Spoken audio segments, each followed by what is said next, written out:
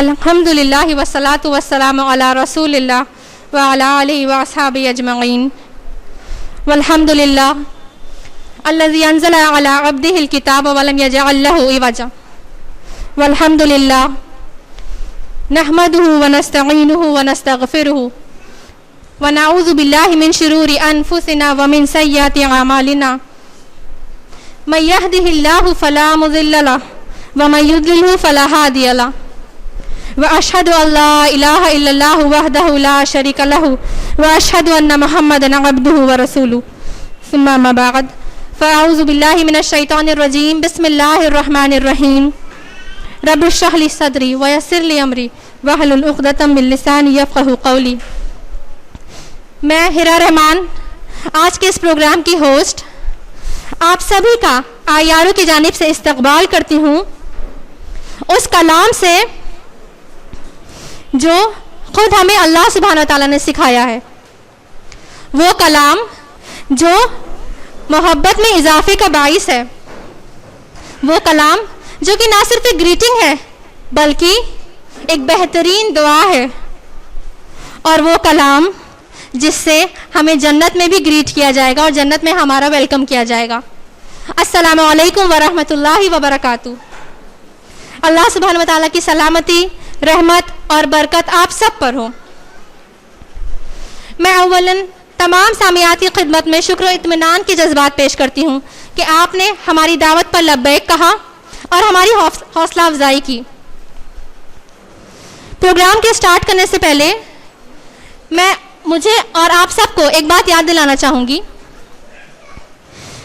कि हम में से जितने भी लोग यहाँ पे मौजूद हैं, आप सब, ईच एंड एवरी पर्सन, आप में से कोई भी यहाँ पे बस ऐसे रैंडमली नहीं आ गया है। मतलब ऐसा नहीं कि आपने चाहा कि आज आप रंगोली का ये लेक्चर अटेंड करें और आप आ गए।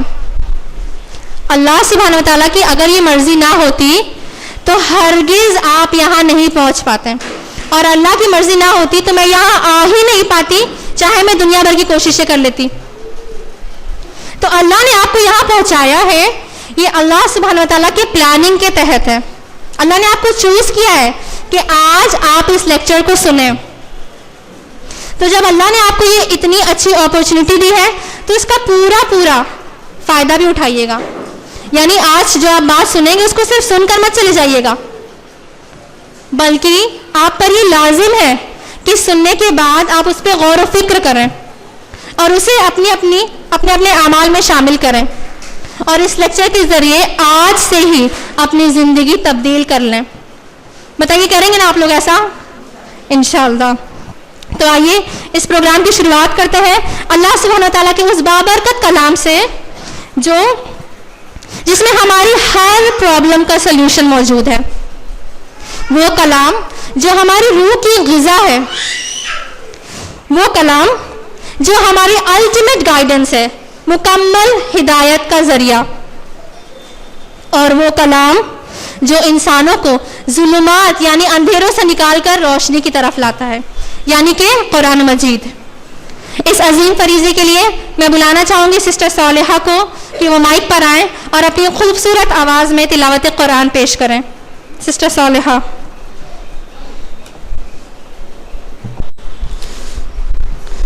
अस्सलामु अलैकुम वरहमतुल्लाहि वबरकातुहू। अऊज़ु बिल्लाहि मिनश शैतानिर रजीम।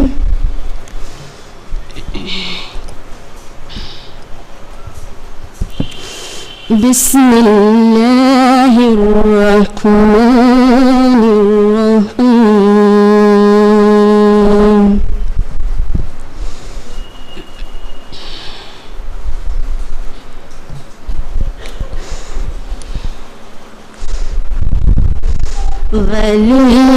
वल्लज़ीना कफ़रू बिरब्बिहिम अज़ाब।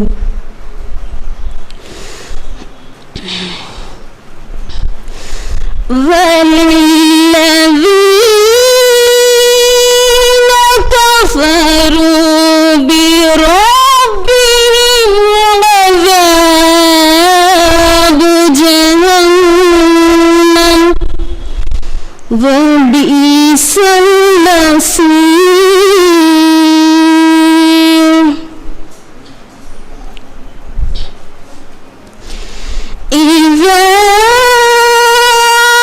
ألقوا فيها سمعوا لها شهيقا وهي تفور تكاد تميز من الغيظ تكاد تميز من الغيظ كلما ألقي فيها فوج كلما ألقي فيها فوج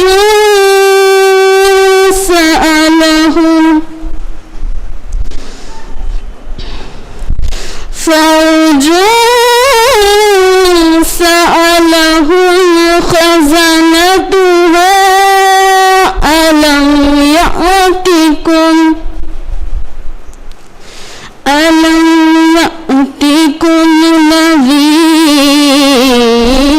نذير قالوا بلى قد جاءنا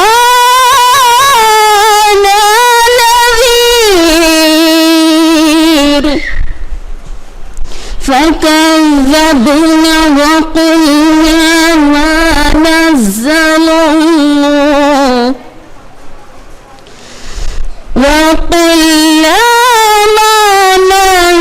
الله من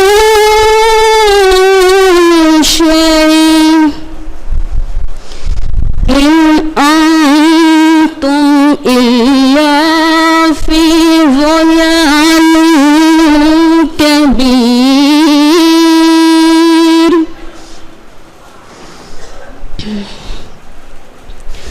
وقالوا لو كنا نسمع نعقل ما كنا في أصحاب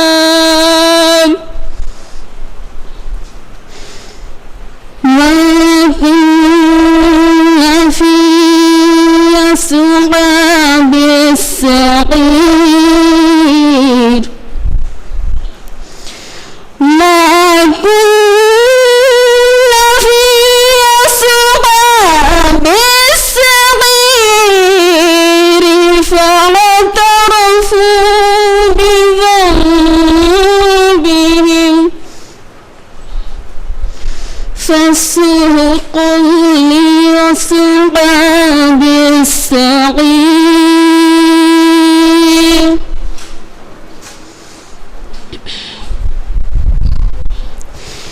إن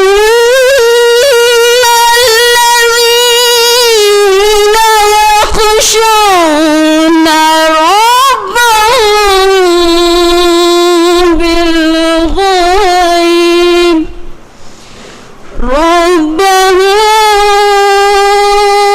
بالغيب لهم مغفرة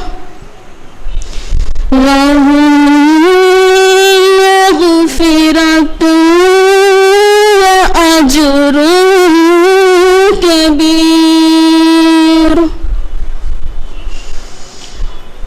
وأسروا قولكم أو اجهروا به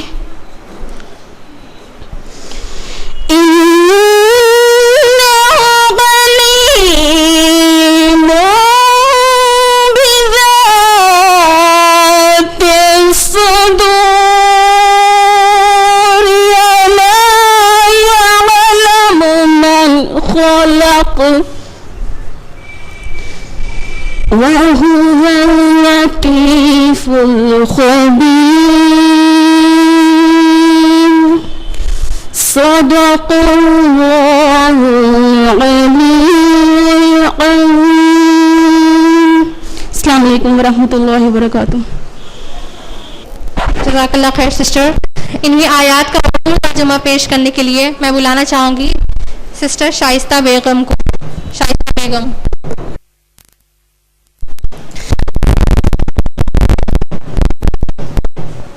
السلام علیکم ورحمۃ اللہ وبرکاتہ. ابھی جو قرأت آپ نے سماعت فرمائی وہ تھی آیت نمبر 6 to 14. جن آیات کا اردو ترجمہ ہے: پناہ چاہتی ہوں میں اللہ سبحانہ تعالیٰ کی شیطانی مردود سے، اللہ کے نام کے ساتھ جو بڑا مہربان نہایت رحم والا ہے، اور اپنے رب کے ساتھ کفر کرنے والوں کے لیے جہنم کا عذاب ہے جو بری جگہ ہے. جب یہ اس میں ڈالے جائیں گے تو اس کی بڑی زور کی آواز سنیں گے اور وہ جوش مار رہی ہوگی. معلوم ہوگا کہ ابھی غصے کے مارے پھٹ جائے گی.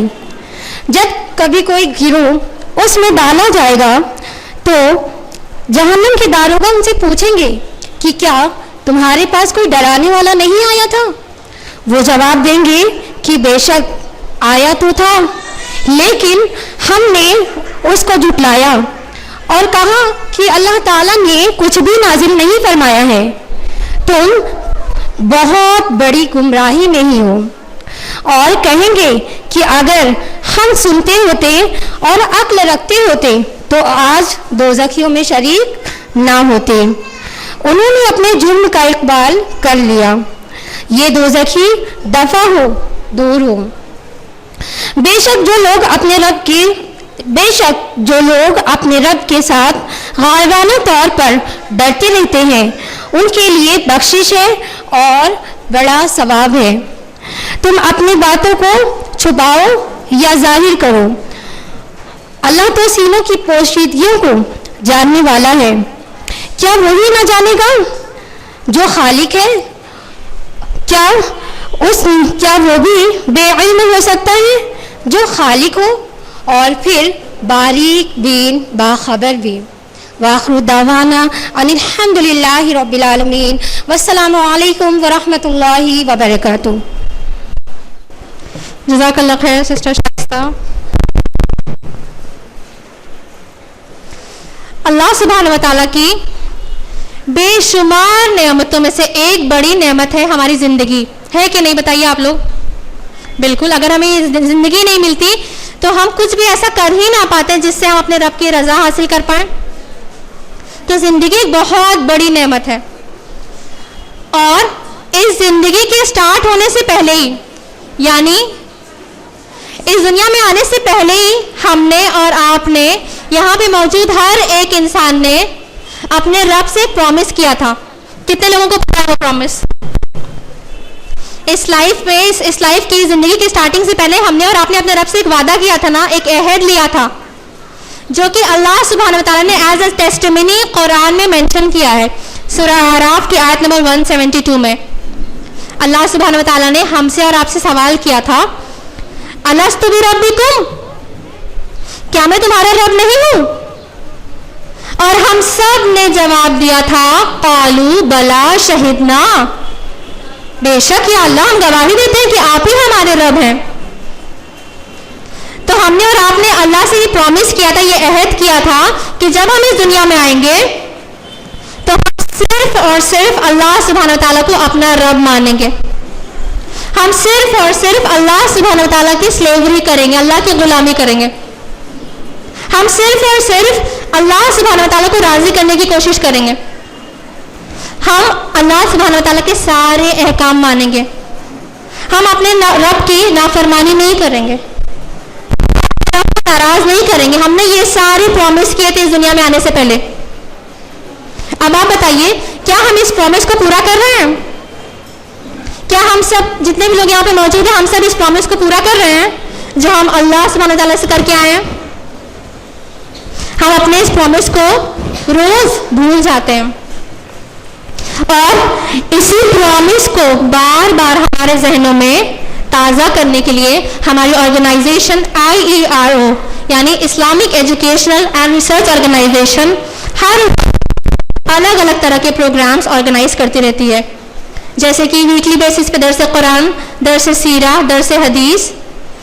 गर्ल्स के लिए, यंग गर्ल्स के लिए स्पेशल 1 ईयर की तरबिया classes, तजवीद classes, Quranic Arabic classes, और ये मंथली सेमिनार जो कि हर मंथ के फर्स्ट संडे होता है रंगोली गेस्ट हाउस में। ये हम अपने रब से करीब हो सकें, हम अल्लाह के कलाम से करीब हो सकें, उसको समझ सकें, और ना सिर्फ समझें बल्कि उसको अपने अमल में लाएं, ताकि हम वो मुकम्मल कामयाबी हासिल कर सकें, ताकि हम अपनी सबसे बड़ी जिम्मेदारी यानी दावत हक को आम करने की जिम्मेदारी को पूरा कर सकें और इन सब के ज़रिए अल्लाह की रज़ा हासिल कर सकें। अल्लाह सुब्हान व तआला हमारे इस मिशन को हासिल करने में हमारी मदद फरमाए और IRO की हर छोटी बड़ी एक्टिविटीज़ को कबूल फरमाए और इसके बदले में आखिरत में हमें बहुत बहुत ज़्यादा अजर दे। और अब हम बढ़ते हैं आज के इस लेक्चर की तरफ, जिसका टॉपिक है बामकसद ज़िंदगी। बामकसद ज़िंदगी, मकसद क्या होता है? मकसद या पर्पस किसे कहते हैं? मकसद या पर्पस उस चीज को कहते हैं या उस वजह, वो रीजन को कहते हैं जिसके वजह से कोई चीज बनाई गई हो, या फिर वो वजह जिसके वजह से कोई चीज की जाती हो, कोई काम किया जाता हो, इसको बोलते हैं ना मकसद। इंग्लिश का एक बहुत फेमस कोट है, an activity done without a purpose is the drain of life. कोई भी ऐसा काम, कोई भी छोटी सी एक एक्टिविटी जो बिना मकसद की गई हो, वो ऐसी है, वो इस तरह से बर्बाद हो गई जैसे कि गंदा पानी वेस्ट वाटर नाली में बह जाता है। ड्रेन ऑफ लाइफ यानी कोई भी ऐसा काम जो हम बगैर मकसद के करते हैं, बिना किसी पर्पस के करते हैं, उसमें हमने जितना भी वक्त, जितनी भी मेहनत लगाई हो, वो सब एक वेस्ट वाटर गंदे पानी की तरह बह जाती है और एंड में हमें कुछ भी फायदेमंद हासिल नहीं होता। कोई भी ऐसा काम जो हम बिना मकसद के करते हो। और ये तो हो गई एक काम की बात। अब अगर पूरी पूरी जिंदगी का ही कोई मकसद ना हो तो क्या हाल होगा, सोचिए जरा सा। बहुत समझाने की जरूरत नहीं है। अगर हमारी और आपकी जिंदगी का कोई मकसद ना हो या गलत मकसद के तहत अगर हम अपनी लाइफ स्पेंड कर रहे हो तो समझ लीजिए कि हमारा और आपका वक्त और हमारी और आपकी एफर्ट्स और हमारी और आपकी मेहनत और कोशिशें सब उस गंदे पानी, नाली के पानी की तरह बही जा रही है और हमें रियलाइज भी नहीं हो रहा है। तो बहुत ज़्यादा ज़रूरी है कि हम अपने ज़िंदगी के हकीकी मकसद को पहचानें। तो आइए हम इस बात को खूब अच्छी तरह से जान लेते हैं कि एक बामकसद ज़िंदगी होती क्या है और कैसे हम अपनी ज़िंदगी को बामकसद ज़िंदगी बना सकते हैं, ताकि हमारी छोटे छोटे बड़े बड़े हर काम और हर लम्हा हमें उस अल्टीमेट कामयाबी की तरफ लेके जाए। इस पर बात करने के लिए हमारे बीच मौजूद हैं सिस्टर साबिया शेख। सिस्टर साबिया IRO की सीनियर ग्रुप की मेंबर हैं और तकवा इस्लामिक स्कूल में कई सालों तक अपनी सर्विसेज प्रोवाइड कर चुकी हैं। आप क्लिनिकल साइकोलॉजी अलीगढ़ मुस्लिम यूनिवर्सिटी से पोस्ट ग्रेजुएट हैं अल्हम्दुलिल्लाह। एक बच्चे की मदर और मैरिड लाइफ की तमाम मसरूफियात के साथ साथ उसके बावजूद अपने इल्म, अपने स्किल्स और अपने टैलेंट को दीन इस्लाम के लिए सर्व करने के लिए हमेशा कोशिश करती रहती हैं। और जब भी IRO को आपकी ज़रूरत रहती है आप लब्बैक कहती हैं अल्हम्दुलिल्लाह। और आप लोगों को जानकर इंस्पिरेशन मिलेगा कि सिस्टर साबिया खास दिल्ली से इस लेक्चर को डिलीवर करने आई हैं अल्हम्दुलिल्लाह। आप फिक्री जहन की हैं और लॉजिकल और रैशनल थिंकर भी हैं और पहले भी हमें कई लेक्चर से मोटिवेट कर चुकी हैं। अब आपको ज़्यादा इंतज़ार ना करवाते हुए मैं इनवाइट करती हूँ सिस्टर साबिया को कि वो माइक पर आएँ और अपने लेक्चर बामकसद ज़िंदगी का आगाज़ करें। सिस्टर साबिया शेख। नहमदुहु व नुसल्ली अला रसूलिहिल करीम अम्मा बाद व अऊज़ु बिल्लाहि मिनश शैतानिर रजीम बिस्मिल्लाहिर रहमानिर रहीम कुल्लु नफ्सिन ज़ाइक़तुल मौत وإنما توفون أجوركم يوم القيامة فمن زحزح عن النار وأدخل الجنة فقد فاز وما الحياة الدنيا إلا متاع الغرور. بسم الله الرحمن الرحيم. رب اشرح لي صدري ويسر لي أمري واحلل عقدة من لساني يفقهوا قولي. بسم الله الرحمن الرحيم. ربي زدني علما ربي زدني علما ربي زدني علما. عزیز سامعات، السلام علیکم ورحمۃ اللہ وبرکاتہ.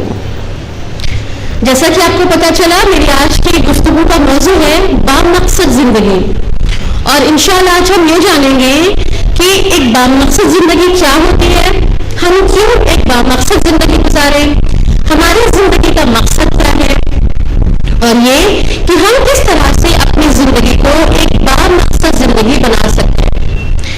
تو اس سے پہلے کہ یہ ساری باتیں ڈیٹیل میں ڈسکس کی جائے، آئیے جان لیتے ہیں ان دو الفاظ کے معنی. جو دو ورڈز ٹاپک میں یوز ہوئے ہیں، مقصد اور زندگی، ان کا مطلب کیا ہے، مقصد کیا ہوتا ہے، زندگی کیا ہوتی ہے. تو آئیے پہلے مقصد کی بات کرتے ہیں. مقصد کا مطلب ہے گول، ٹارگیٹ. مقصد ہر اس شے کے لیے استعمال کر سکتے ہیں جسے پانے کی انسان شعوری کوشش کرتا ہے، یعنی جسے پانے کی کوشش کی جائے اسے مقصد کہیں گے. جو کام اتفاق سے یا قدرتی طور پر ہو جائے، اپنے آپ ہو جائے، اسے پانا مقصد نہیں کہلائے گا. پھر آئیے جانتے ہیں زندگی کیا ہوتی ہے. زندگی کا میننگ ہے لائف، حیات، جوش، زندہ دلی، قوت عمل اور مدت عمل. جنید بغدادی کہتے ہیں کہ ایک زندہ انسان وہ ہے جو اپنی زندگی کو اپنے خالق کی وجود کی بنیاد پہ قائم کرتا ہے. یعنی ایک زندہ انسان وہ ہے جو اپنی زندگی کو اس طرح گزارے جیسے اس کا خالق چاہتا ہے، ورنہ وہ زندہ نہیں ہے. حضرت علی کہتے ہیں، حضرت علی کا قول ہے کہ اگر کوئی تم سے پوچھے کہ زندگی کیا ہے تو اپنی ہتھیلی پہ ذرا سی خاک رکھ کر اڑا دینا، تو پتہ چلا کہ زندگی کتنی حقیر ہے اور کتنی بے اعتبار ہے. اب آئیے یہ جانتے ہیں کہ آخر ہم ایک بامقصد زندگی کیوں گزاریں. ایسا کیوں نہ کریں کہ اللہ تعالیٰ نے دنیا میں بھیج دیا ہے، دنیا میں آ گئے ہیں تو بس کھائیں پیئیں، ضرورتیں پوری کریں، خوش رہیں، انجوائے کریں اور ایک دن مر جائیں. ایسا کیوں نہ کریں. کیوں ایسا کریں کہ مقصد پتہ کریں، پھر مقصد کو پانے کی کوشش کریں اور اتنی تکلیف اٹھا کر ایک بامقصد زندگی گزاریں. اسے پڑھنے کا کیا فائدہ ہوگا. تو اگر میں آپ سے پوچھوں کہ اس کمرے میں، اس ہال میں جتنی بھی چیزیں موجود ہیں، آپ کسی ایک چیز کا نام بتائیے جس کا کوئی مقصد نہ ہو، جو بے وجہ ہو. تو آپ کسی ایک چیز کا نام نہیں بتا پائیں گے جس کی موجود ہونے کی کوئی وجہ نہ ہو، جس کا کوئی مقصد نہ ہو. نہ کہ اس روم میں، اس کمرے سے باہر اللہ تعالیٰ کی دنیا میں جتنی بھی چیزیں ہیں، ہر چیز کا کوئی نہ کوئی مقصد ہے. کوئی بھی چیز ایسی نہیں ہے جو بے وجہ موجود ہو. تو پھر یہ کیسے ممکن ہے کہ انسان جسے اللہ نے اپنا بیسٹ کریشن کہا، جسے اللہ نے اپنی کئی مخلوقات پہ ترجیح دی، جو اللہ کی قدرت کا شاہکار ہے، یہ کیسے ہو سکتا ہے کہ اس کی زندگی کا مقصد نہ ہو. ضرور انسان کی زندگی کا کوئی مقصد ہے. اللہ تعالیٰ نے اپنی اس بے پایا مملکت میں، اس پورے یونیورس میں ایک چھوٹے سے حصے جسے ہم زمین کہتے ہیں، اس پہ انسان کو بھیجا. انسان کو سوچنے اور سمجھنے اور جاننے کی طاقت دی، اسے اچھے برے کی تمیز دی، تصرف کے اختیارات بخشے، اسے انتخاب اور ارادے کی آزادی دی. اور پھر اس کے بعد اللہ تعالیٰ نے انسان کو زمین پر اپنا خلیفہ بنا کر بھیجا. اور جب اللہ نے انسان کو اس زمین پر بھیجا اپنا خلیفہ بنا کر، تو ساتھ ساتھ یہ بات اسے سمجھا دی. اللہ تعالیٰ نے انسان کو یہ سمجھا کر بھیجا ہے، ہر انسان یہ جانتا ہے کہ سنو، تمہارا اور اس تمام کائنات کا خالق، مالک، معبود، فرما رواں میں ہی ہوں. میرے علاوہ اس سلطنت میں نہ کوئی تمہارا معبود ہے اور نہ کوئی تمہاری پرستش کا مستحق ہے، اور نہ تم خود مختار ہو. اور یہ جو میں تمہیں دنیا کی زندگی میں بھیج رہا ہوں، یہ تمہارے لیے آزمائش ہے، یہ امتحان کی مدت ہے. اس کے بعد تمہیں واپس میرے پاس آنا ہے، اور اس کے بعد تم نے دنیا میں جو کچھ کیا ہوگا اس کے مطابق اللہ تعالیٰ فیصلہ کرے گا کہ اس آزمائش میں، اس امتحان میں کون پاس ہوا اور کون فیل ہو گیا. تو انسان کے لیے صحیح رویہ یہ ہے کہ وہ صرف اللہ کو اپنا معبود مانے اور اللہ کی بھیجی ہوئی ہدایت کے مطابق اس دنیا میں اپنی زندگی کو گزارے. انسان کو یاد رکھنا چاہیے کہ اس کا اصل مقصد کیا ہے؟ اللہ کی جنت کو حاصل کرنا، جو کہ ہمیشہ کی آرام اور راحت اور مسرت کی جگہ ہے. اور جس نے ایسا نہیں کیا، مطلب جس نے اللہ کی ہدایت کے مطابق زندگی نہیں گزاری، تو اس کے لیے کیا ہے؟ ہمیشہ کی رنج اور مصیبت کا گڑھا، جس کا نام جہنم ہے. فرمایا سورہ حج سورہ نمبر 22 آیت نمبر 56-57 میں، الملک یومئذ للہ، اس دن یعنی قیامت کے دن بادشاہت اللہ کے لیے ہوگی. یحکم بینہم، وہ لوگوں کے درمیان فیصلہ کرے گا. والذین آمنوا وعملوا الصالحات فی جنات النعیم، اور جو لوگ ایمان لائے اور نیک عمل کیے وہ نعمتوں بھری جنت میں ہوں گے. والذین کفروا وکذبوا بآیاتنا لہم عذاب مہین، اور جو لوگ جنہوں نے کفر کیا اور اللہ کی آیات کو جھٹلایا ان کے لیے رسوا کن عذاب ہے. تو پتہ چلا کہ جس کو ہم زندگی سمجھتے ہیں صرف وہی زندگی نہیں ہے کہ یہاں جو جس کو ہم زندگی سمجھ رہے ہیں، چھوٹی سی دنیا جس میں ہم بہت بزی ہیں، صرف یہ زندگی نہیں ہے، اس کے بعد بھی ایک زندگی ہے. یعنی انسان ایک ابدی مخلوق ہے، وہ اس کی زندگی کبھی ختم نہیں ہوگی. بس اتنا ہوا ہے کہ اللہ تعالیٰ نے انسان کی زندگی کو 2 حصوں میں بانٹ دیا. ایک بہت چھوٹا سا وقفہ اس کی موت سے پہلے کا اس دنیا میں، اور اس کے بعد ہمیشہ کی زندگی اس دنیا کے بعد. تو جو موت سے پہلے کی زندگی ہے اسے آپ پری ڈیتھ پیریڈ کہہ سکتے ہیں، اور مرنے کے بعد جو ہمیشہ کی زندگی ہے اسے ہم پوسٹ ڈیتھ پیریڈ کہہ سکتے ہیں. تو اس دنیا میں کیا ہے؟ عمل کرنا ہے، یہ آزمائش کی جگہ ہے. اور اس آخرت کی دنیا میں کیا ہے؟ یہاں کے عمل کے مطابق انجام پانا ہے.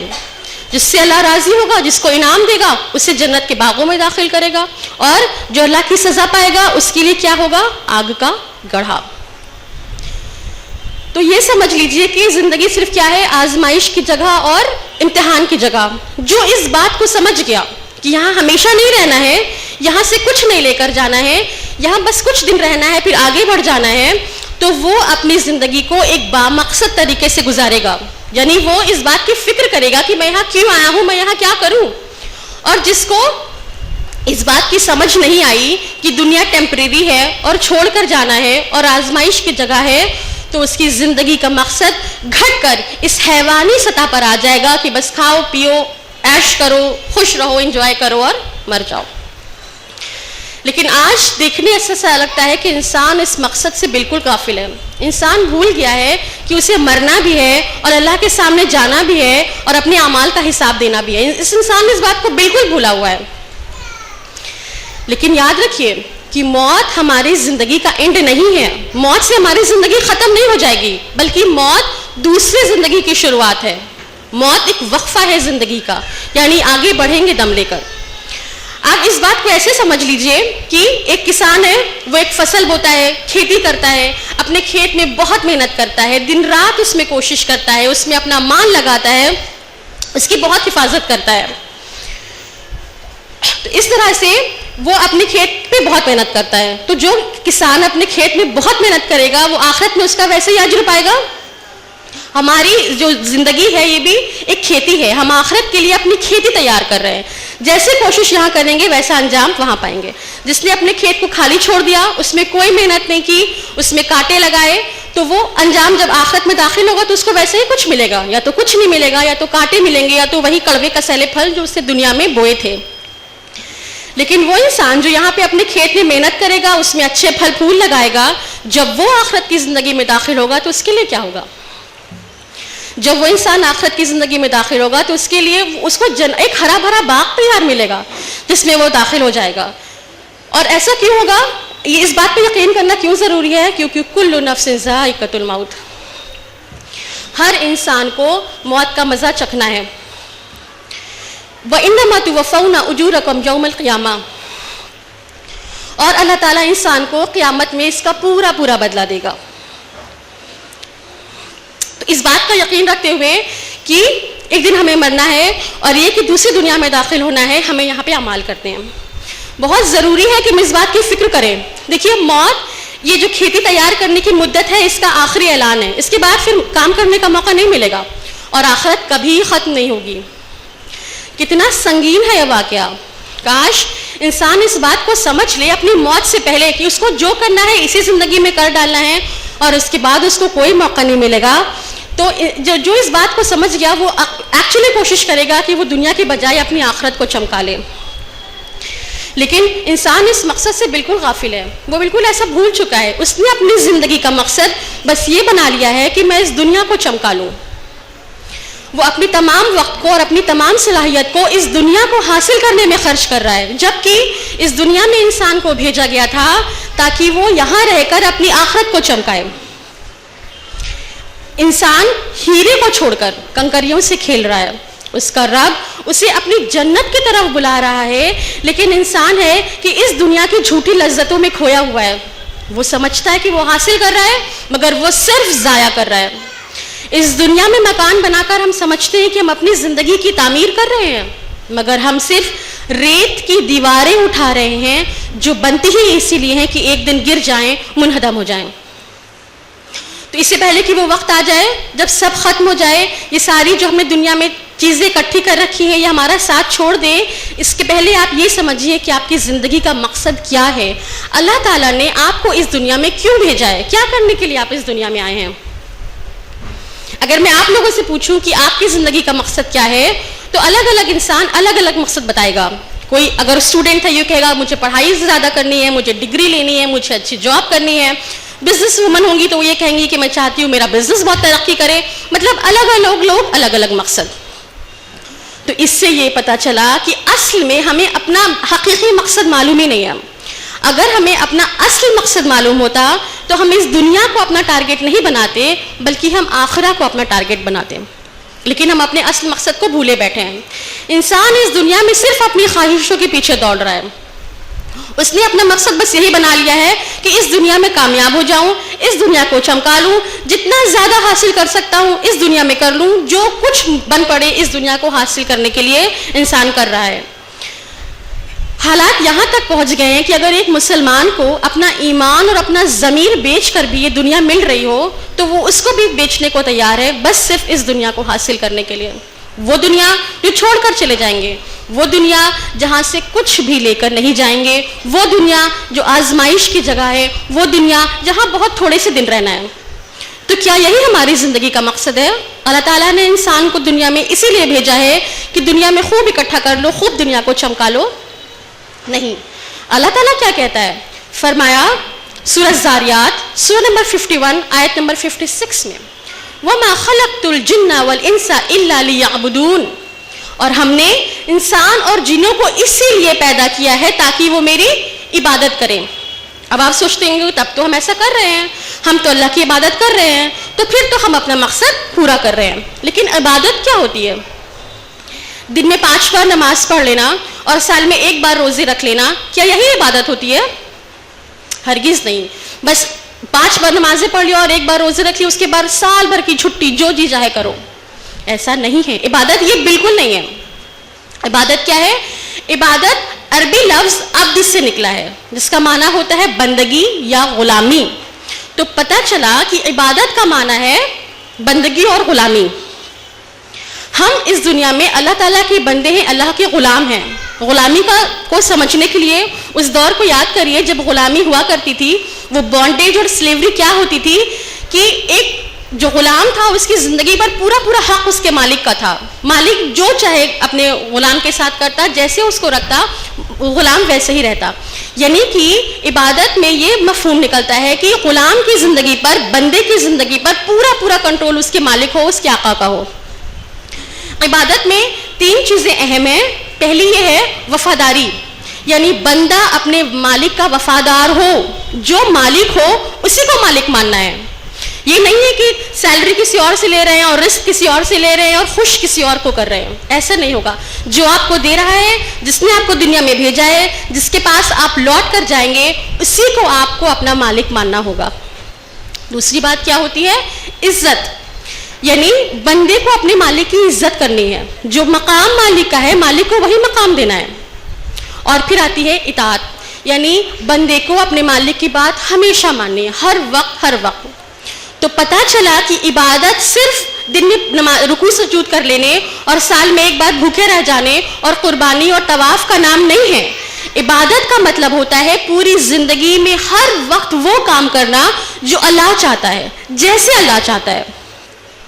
اگر آپ کے اندر یہ فیلنگ ہوگی کہ ہم اللہ کے بندے ہیں اور اللہ کی مرضی کے مطابق زندگی گزارنا ہے، تو آپ کا ہر کام، آپ کا کھانا پینا، چلنا اٹھنا بیٹھنا سب عبادت ہوگا. اور اگر یہ فیلنگ آپ کے اندر نہیں ہے تو یہ کام آپ بے مقصد کر رہے ہیں.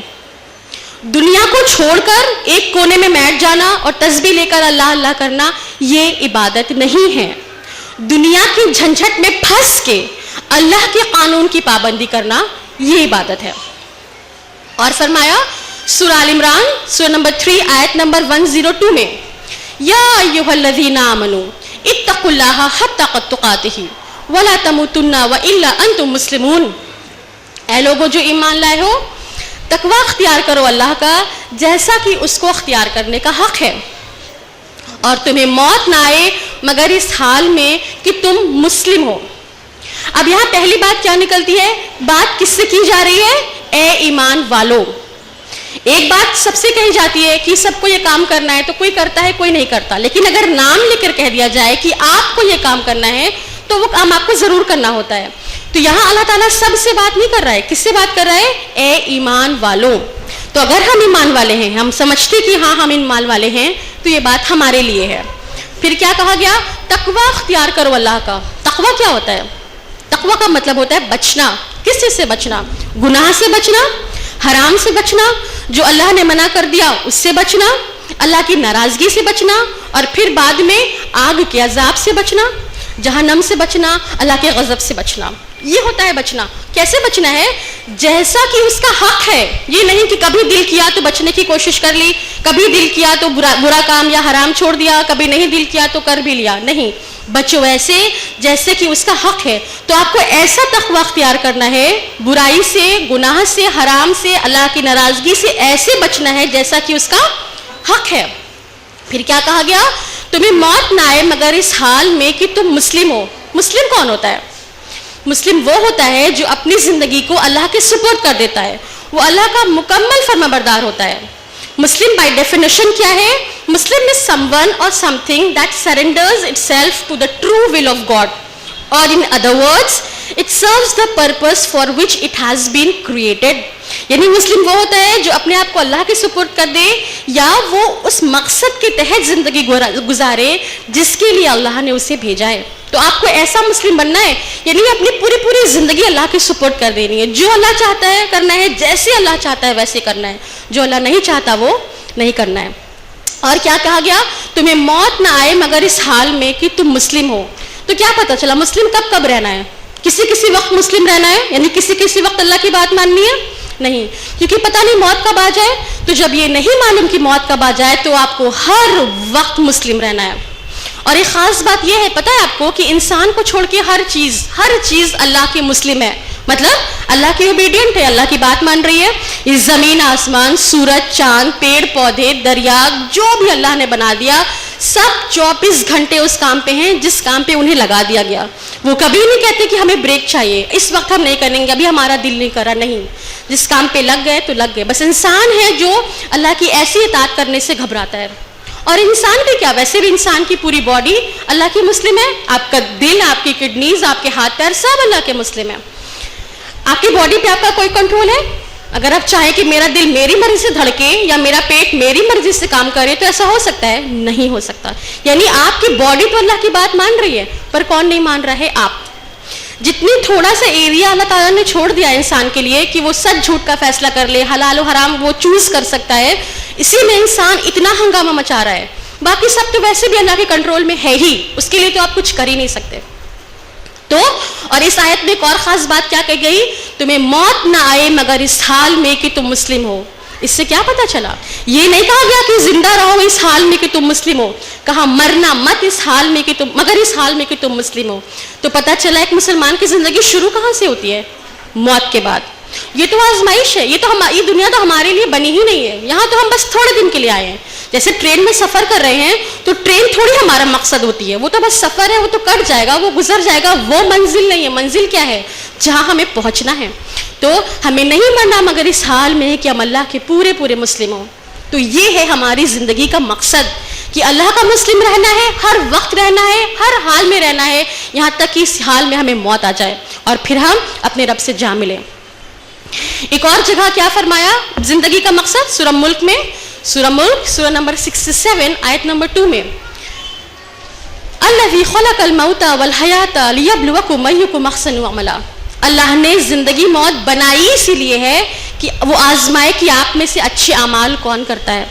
تو کیا پتہ چلا کہ زندگی کا مقصد کیا ہے؟ اپنے اعمال کی حفاظت. اس بات پہ غور کریے, اس بات کی فکر کریے کہ آپ کیا کر رہے ہیں.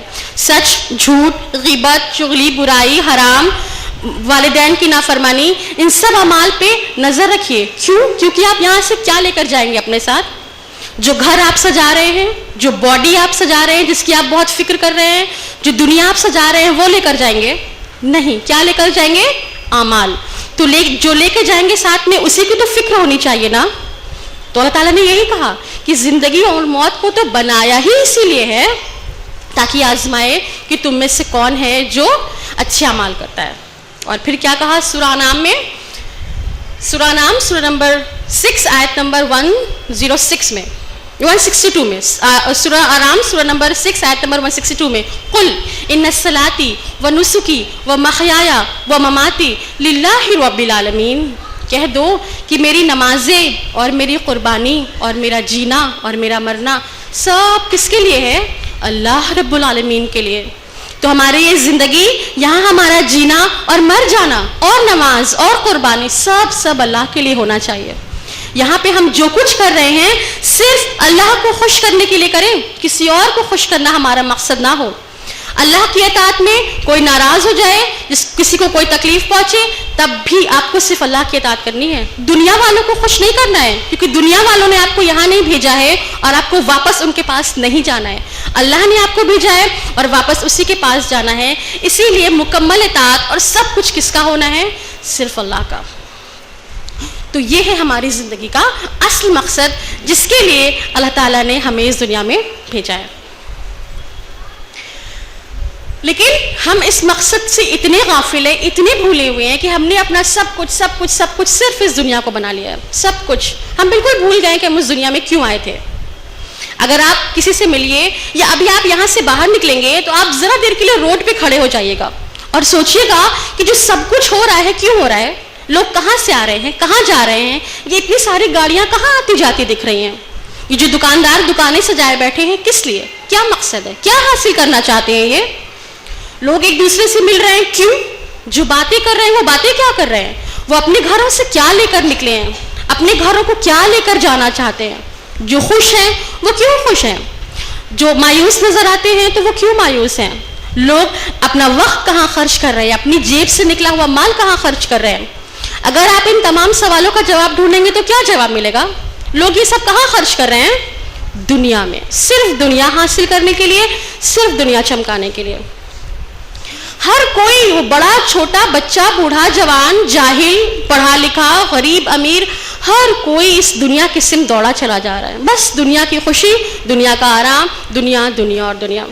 اور اللہ تعالیٰ کیا کہتا ہے سورہ اعلیٰ سورہ نمبر 87 آیت نمبر 16 اور 17 میں, بل تؤثرون الحیات الدنیا, اور تم دنیا کی زندگی کو ترجیح دیتے ہو, والآخرۃ خیر وابقیٰ, جبکہ آخرت بہتر ہے اور ہمیشہ ہمیشہ ہمیشہ باقی رہنے والی ہے. تو کتنا بے وقوف ہے نا انسان. ایک اسٹوڈنٹ اگر ایگزام دینے جاتا ہے, روم میں جا کر بیٹھ جاتا ہے تو وہ اپنے کویشچن پیپر اور آنسر شیٹ کو چھوڑ دے, جو کرنا ہے اس کو بھول جائے اور اپنے روم کو سجانے لگے. روم میں تو فریج نہیں ہے, اس میں تو اے سی بھی نہیں ہے, اس میں تو گھڑی بھی نہیں لگی, میرے بیٹھنے کی چیئر اچھی نہیں ہے. تو آپ اسے عقل مند کہیں گے؟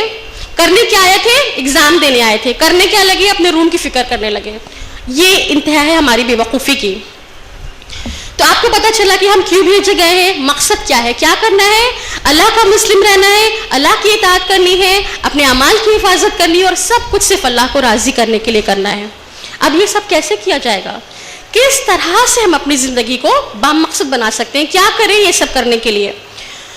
سب سے پہلی بات جو کرنے کی ہے وہ یہ ہے کہ آپ پہلے فکر کریے. سب سے پہلے آپ سمجھیے تو کہ ایسا نہ کر کے آپ کتنے بڑے نقصان میں ہیں. اس بات کا احساس تو کریے کہ اگر آپ اللہ کی نافرمانی کریں گے تو کتنا بڑا خسارہ اٹھانے والے ہیں. اس بات کی فکر تو کریے کہ ہاں مقصد جاننا ہے, مقصد پہ رہنا ہے, مقصد کے مطابق زندگی گزارنی ہے, ایک بامقصد موت مرنی ہے اور اللہ کے سامنے جا کر کھڑے ہو جانا ہے. جب آپ کو اس بات کی فکر ہوگی, ضرورت محسوس کریں گے, آپ چاہیں گے ایسا کرنا, تبھی آپ کچھ کریں گے, ورنہ آگے کی میری ساری بات تو بے معنی ہے, بے وجہ کی باتیں ہو جائیں گی. تو پہلی چیز کیا کرنی ہے؟ فکر کرنی ہے, احساس کرنا ہے کہ ہم دنیا میں ایسے ہی نہیں آ گئے ہیں, ہم دنیا میں کسی مقصد کے لیے آئے ہیں اور وہ مقصد پورا کرنا بہت ضروری ہے. آخر کو ہمیں اللہ کو جا کر منہ دکھانا ہے نا. کیا جواب دیں گے اللہ تعالیٰ کو کہ نہیں پتا تھا, پتہ ہی نہیں کیا, ہمیں معلوم ہی نہیں تھا. تو یہ بہانہ چل جائے گا آپ کا کہ ہمیں نہیں پتا تھا. اگر کوئی اسٹوڈنٹ ہو, اس کو معلوم ہے کہ مارچ اور اپریل میں میرا ایگزام ہونے والا ہے, اور جب ایگزام کا دن آئے تو وہ کہتے ہیں میم ہمیں تو معلوم ہی نہیں تھا کہ ایگزام ہوگا, ہمیں سلیبس ہی نہیں معلوم تھا, ہمیں ڈیٹ ہی نہیں معلوم تھی, تو میم کیا کہیں گی؟ بہت اچھی بات ہے. میم کیا کہیں گی؟ کیوں نہیں معلوم تھا؟ جب تمہیں معلوم ہے کہ ایگزام دینا ہے تو تم کو پتا کرنا چاہیے تھا کہ سلیبس کیا ہے اور ڈیٹ کیا ہے اور ایگزام کیا ہے اور کہاں دینا ہے. ایسے ہی تو ہوگا نا. کوئی میم ایسے بچے سے خوش ہو جائیں گی کہ ارے بیٹا تم تو بہت نادان ہو, تم کو تو معلوم ہی نہیں تھا, کوئی بات نہیں, تم کو ہم ایسے ہی پاس کر دیں گے. ایسے نہیں ہوگا, اس کو پکڑا جائے گا کہ تم نے کیوں نہیں معلوم کیا. بالکل ویسے اگر آپ یہ سمجھ رہے ہیں کہ وہاں جا کے کہہ دیں گے کہ وہ بس نہیں پتا تھا, ٹائم ہی نہیں تھا, کیا کرتے, تو ایسے ہی نہیں چھوڑ دیا جائے گا. سوال کیا جائے گا کہ سب کچھ معلوم تھا, دنیا کی ہر چیز معلوم تھی, یہ کیوں نہیں معلوم تھا. تو سب سے اہم بات کیا ہے؟ فکر پیدا کریے. اگر آپ کو پیاس لگی ہوگی تبھی آپ اٹھ کے پانی ڈھونڈیں گے, اور جتنے پیاسے ہوں گے اتنا زیادہ پانی ڈھونڈنے کی کوشش کریں گے. اور اگر آپ کو پیاس ہی نہ لگی ہو, آپ کو پانی کی ضرورت ہی نہیں ہے, تو آپ کے بغل میں دریا بہ رہا ہو اور آپ کے بغل میں کنواں ہو, تو بھی آپ گھوم کے نہیں دیکھیں گے. تو پہلی بات کیا ہوگی؟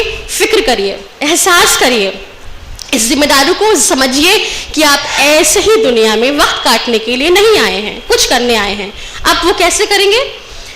جب آپ نے اپنے اندر فکر پیدا کر لی تو اب پہلی کرنے کی چیز کیا ہے؟ علم حاصل کرنا. سب سے پہلی بات یہ ہے کہ اب آپ کو علم حاصل کرنا ہوگا. اب آپ کو جاننا ہوگا کہ آپ ہیں کون, آپ کہاں سے آئے ہیں, آپ واپس کہاں جائیں گے, آپ کی زندگی کا مقصد کیا ہے, آپ کی زندگی ہے کیا, اللہ سے آپ کا کیا رشتہ ہے, اللہ نے آپ کو کیوں بھیجا ہے. اب آپ کو ان تمام باتوں کا علم حاصل کرنا ہوگا, کیونکہ مسلمان گھر میں پیدا ہو جانے سے اور مسلمانوں کا سا نام رکھ لینے سے کوئی مسلمان نہیں ہو جاتا. ایک مسلمان اور ایک کافر میں کیا فرق ہے؟ کافر کو نہیں معلوم کہ اسلام کیا کہتا ہے, کافر اسلام کو نہیں فالو کرتا. تو اگر مسلمان بھی ایسا کرے, اس کو معلوم ہی نہیں ہے, وہ عمل ہی نہیں کر رہا, تو وہ کس بات کا مسلمان ہے؟ ذرا بتائیے تو, کہے کا مسلمان؟ تو مسلمان وہ ہے جو اسلام کو جانتا ہو, اسلام کو سمجھتا ہو, اسلام پہ عمل کرتا ہو, اپنے رب کو پہچانتا ہو. اور یہ جو میں علم کی بات کر رہی ہوں, یہ خاص کر دینی علم کی بات ہو رہی ہے. دنیا کا علم تو تب بھی ہمارے اندر موجود ہے, دنیا کا علم تو ہم کو تب بھی معلوم ہے, لیکن غفلت کہاں ہے؟ دین کے علم میں. تو پتہ چلا کہ دین کے علم میں غفلت کے ساتھ مسلمان ہونا اور مسلمان رہنا ممکن نہیں ہے. جس کے پاس اپنا علم نہیں ہوتا نا, وہ ایسا ہوتا ہے جیسے کہ بس اندھیرے میں آگے بڑھ رہا ہو, یا تو دوسرے کی روشنی کے سہارے آگے بڑھ رہا ہو. اور ایسے انسان کا بہکنا اور اس کو بہکانا بہت آسان ہے, بہت آسان ہے. اگر آپ کے پاس اپنی روشنی نہیں, آپ اندھیرے میں جا رہے ہیں, تو کوئی بھی آپ کو بہکا لے گا. آپ نے اس کی سنی تو آپ اس کی مان جائیں گے, اس کی سنی تو اس کی مان جائیں گے. لیکن جس کے پاس اپنا علم ہوگا, جس کو معلوم ہوگا, اس کو بہکانا آسان نہیں ہے. آج یہ جو ہمارا میڈیا کام کر رہا ہے, اسپیشلی ہمارا انڈین میڈیا, وہ کیا کر رہا ہے؟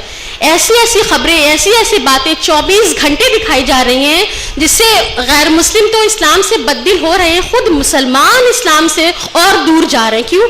خود تو کچھ نہیں معلوم, خود تو پتہ ہی نہیں کہ اللہ کیا کہتا ہے, خود تو پتہ ہی نہیں ہے قرآن میں کیا لکھا ہے. جو نیوز والے بول رہے ہیں, جو اخبار والے لکھ رہے ہیں, وہی سنا اور لگا کہ ارے اسلام ایسا کہتا ہے, اسلام تو اچھا دین نہیں لگتا ہے. بات سمجھ میں آئی؟ اگر اپنا علم ہے تو آپ کو کوئی نہیں بہکا سکتا, اور اپنا علم نہیں ہے تو آپ کو بہکانا بہت آسان ہے. جس نے جو کچھ کہا آپ مان جائیں گے. اور ایسے لوگ شیطان کا اور دشمنی اسلام کا بہت آسان ٹارگٹ ہوتے ہیں, بہت آسان ٹارگٹ. ایسے لوگوں کو بہکانا بہت آسان ہوتا ہے جنہیں کچھ پتہ ہی نہیں ہوتا ہے. تو ایک اہم بات یہ ہے کہ علم حاصل کریے, اس سے آپ بچ نہیں سکتے یہ کہہ کے کہ مجھے نہیں معلوم تھا. آپ کو پتا ہونا ہے کہ آپ کا اللہ آپ سے کیا چاہتا ہے, وہ کن باتوں سے خوش ہوتا ہے, کن باتوں سے ناراض ہوتا ہے, کفر کیا ہے, توحید کیا ہے, بدعت کیا ہے, شرک کیا ہے, قرآن میں کیا لکھا ہے, اللہ کے رسول کیا کہتے ہیں. ان تمام باتوں کا علم ہونا بہت ضروری ہے. پہلے تو اس بات کو سمجھیے کہ اگر آپ اس بات سے غافل ہیں تو آپ کتنے بڑے نقصان میں ہیں. بچے آپ کے اسکول جاتے ہوں گے, جن کے بچے آپ میں سے اسکول جاتے ہیں, کیا وہ اپنے بچوں سے یہ کہتے ہیں کہ بیٹا پڑھ لو مگر سمجھنا نہیں, کتاب بند کر کے رکھ دو؟ اگر کلاس 1 کا بچہ ہوتا ہے تو پیرنٹس چاہتے ہیں کہ جو پڑھ رہا ہے اس کو آنا چاہیے.